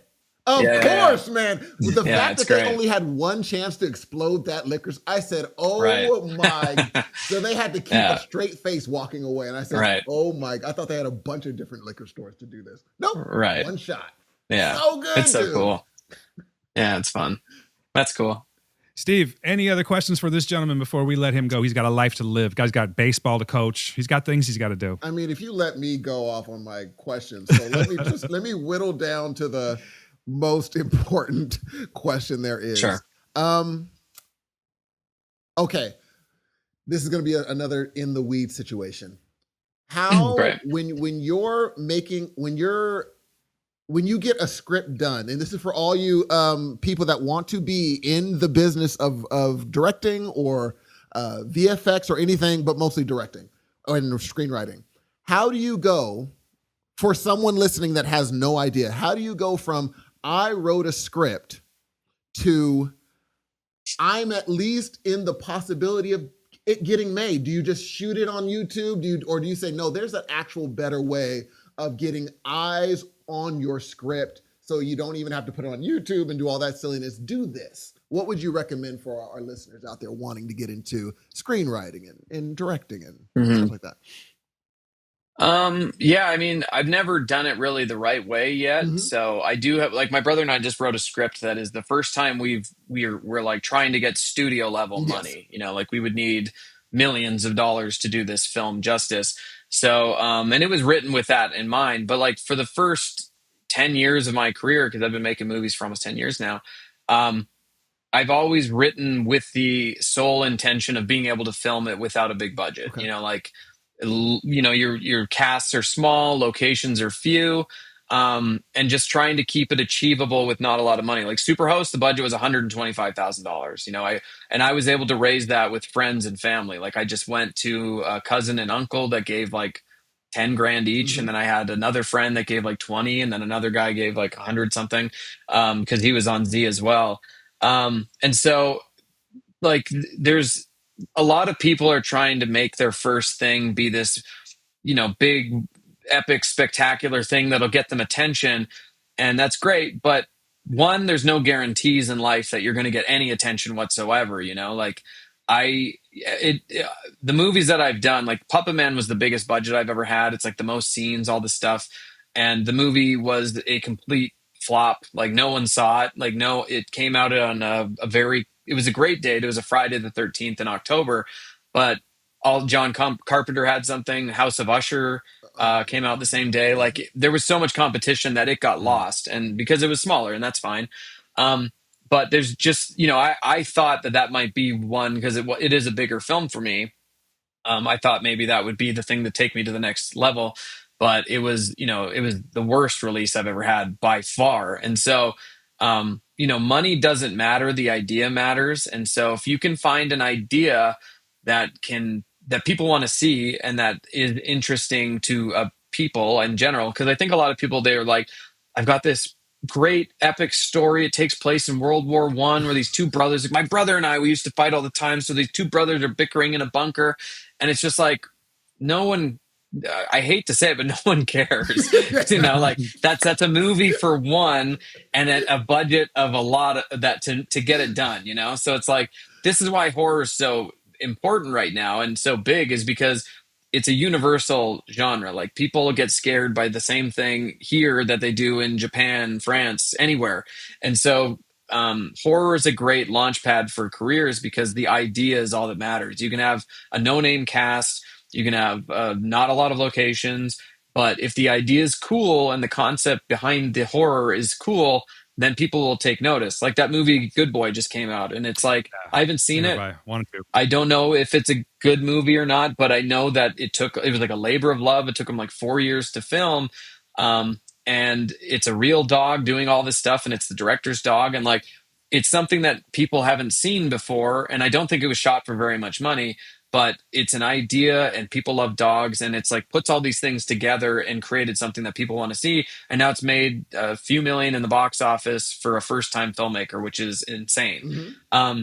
So you just like, the idea when you're starting out, actually, let me backtrack. This is a long answer because that's what I do. But start out small, like Mm-hmm. keep the idea, especially if you've never directed before. Like directing's something that takes practice. You don't pick up an instrument, you don't grab a guitar and start playing Led True. Zeppelin. It's true. You need to learn. Even if you just learn by doing, eventually you'll just get better by doing it. So like directing is the same thing. It's a muscle memory thing, it's a brain thing. Like you get better at it. I've gotten better. I'm still learning every time I do it. I leave a project and I'm like, okay, next time I'll do this and it'll be better. But yeah, you need to crawl before you walk. So just do really small, achievable things with $0. And even if it's not for anybody to ever see, like I've shot stuff that's so bad I would never show anybody, but I learned from it because it was so bad. And I'm like, okay, well, why was this so bad? And yeah, it's just like because I didn't know what I was doing, and now I know a little bit more of what I'm doing. So you just need to you just need to practice. So just like take your phone, go out and shoot nothing, and then see why that works or doesn't work, and then build on that, iterate on that. And then when you get into features, it's kind of the same thing. Like do something that you can do without relying on other people, because no one's going to let you make your first movie. You got to just do it. And so if you just wait around and you send out a script, I'm going to write a script and send it to managers and stuff like that, all you're doing is just increasing the amount of people that are going to say no, because nobody's going to say yes to you ever. And like no one says yes to me still. I still have to self finance or find, like with Reaper, like my house, we used my house as a loan for the budget of it. Like we had to use it as collateral.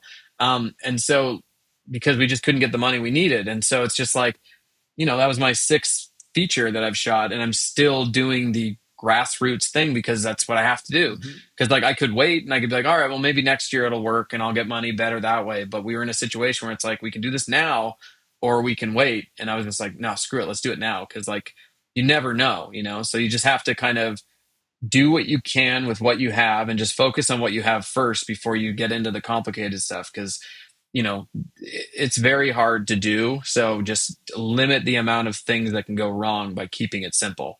So that's what I would say. It's just like, first, just have the gusto to do it. But second, just keep it achievable with what you have. Because I know a lot of people that they're like, oh, I've got this idea. It's going to be so great. But they get paralyzed and they don't do anything because they're so focused on this one idea. Mm-hmm. And that idea might be brilliant, but just save it. Put a pin in it, come back to it later when you can do it. But for now, just do stuff, because there's a million filmmakers out there doing stuff every day on YouTube. So it's like it's an uphill battle. So you just got to start now. Now is the best time to start. Just do it. That's really cool. Jump in. Last Yeah. question, Dan. One more. Hey, One last be question. my guest, sir. As you just talked about Robert Rodriguez, you just and we mentioned Kevin Smith, and I'm going to throw in Paranormal Activity and the Blair Witch Project. Do you think these were a plus in the memories of up and coming directors, or because now they see these people and they're like, oh, I can just do this thing and it could become this thing, like Robert Rodriguez, and it'll be exploding? Or do you think people should not look at those that's not a representation of what filmmaking is? Or do you like, yeah, you could be the next thing, you could be the next Paranormal? Or do you say, no, ignore that because most likely that's not going to happen for you? I think it can be both. Like, I think that it's, those were successful because they were new novel ideas. Like Paranormal Activity was shot for like 18,000 or something crazy. And most of that was just rebuilding his house, like in that where it would be, he like redid his floors and stairs and stuff like that. Blair Witch was like 30 grand or whatever. The number is different depending on who you talk to. But no, I think those are great. And Paranormal Activity for me, when I saw that and I heard the budget, I was just like, it makes you think like, oh, wow, like you don't need $5 million to do your first film. The guy at a house, he got a couple actors and he made a movie in his house. Like there's nothing more inspiring than that. So I think, Rebel Without a Crew, like I'm not going to go to Mexico and shoot an action movie with a bunch of random strangers on film. Like that's not what he did isn't as applicable as how he did it. And how he did it was he just got some money. And how did he do that? He sold his body. And it's just like, That's wild. that sort of what you're getting from that isn't just like, I just need to copy, I need to go sell my body for science, but you're getting the not going to take no for an answer inspiration from that. Like, I've read his book Rebel Without a Crew 4 or 5 times, and every time I read it I want to run through a wall, and I just like, get me on set, I'm going to do this, because it's just like, there is no rules in filmmaking, just do it, just do it or don't. Like you can't dabble, you just have to do it. And so I think, the lesson isn't just like, I think a lot of people will say like, well, this is the next Blair Witch, but Blair Witch was Blair Witch because it was Blair Witch. It wasn't something that you can design. Hollywood can't make Blair Witch. It had to come from an organic place with a new voice, with a new perspective on it. And that's why it was so big, because no one had ever seen it before. Paranormal Activity, the same thing. And you can try and make the next Paranormal Activity, but you're never going to. So just like create something that's cool and new and something that excites you, and whatever happens. I've made 6 movies, and I don't have an agent or a manager or anything. I'm still just doing it myself because I love the process and I love to do it. And I could spend the rest of my life chasing down Hollywood's doors and being like, guys, hire me. I'll do the next Exorcist movie for you for free. But that doesn't interest me as much as just doing it. So I'd rather do a bunch of small movies that I'm constantly working on, rather than just like taking a huge swings at these, things that are very likely going to reject me. So, I think just the lesson from those is just like, they weren't trying to make Hollywood movies when they did that. They were just trying to make cool movies. And then that led to the success because they were cool and novel movies. So I think the lessons just don't chase the Hollywood, just chase the idea, and The dream. if it's great, it can pop. Yeah. I wish I could clip this and send it to every creative person I know. Be like, apply this to your creative life. You will be able to do that. The next I'll make you a special clip. Dude, what right, a great sure. answer that was. Man. Yeah. So just make stuff. That's all you got to do. Just like start now, see what happens. You never know. You might not even like it. You might do it and be like, this isn't really for me, because it's not for everybody. There's a reason there's so few that have made it in Hollywood. It's a very hard job. Yeah. Brandon, where can people find you, learn more about you? Aside from Shudder, of course, where can people learn and learn about the man that's making these movies? I'm pretty much just on Instagram at the Brandon Christensen, and that's pretty much my main source for doing stuff. I'm not a huge social network person. I should be, but I kind of ebb and flow with it depending on what I'm doing. It's just I'm lazy sometimes. Lazy, but put out 2 movies in a year. I don't think that's lazy is far from it, my friend. But that's okay. You do you. That's all right. Hey, everybody. Hey, everybody, listen. Night of the Reapers on Shudder right now, exclusively on Shudder. It's a great movie. It's fun. It is the time to watch this movie because it is spooky season, and you know how much we love freaking spooky season here. Brandon, I cannot thank you enough for joining us, and just I want to thank the whole Christensen family at this point. So seriously, thanks to all of you. And but no, seriously, thank you for coming on and chatting with us. Hopefully not staying too long. I hope we didn't take too much of your time there. Good. But it's always a pleasure to talk to you, and you're always welcome back on Heroes of Noise. Thank you so much.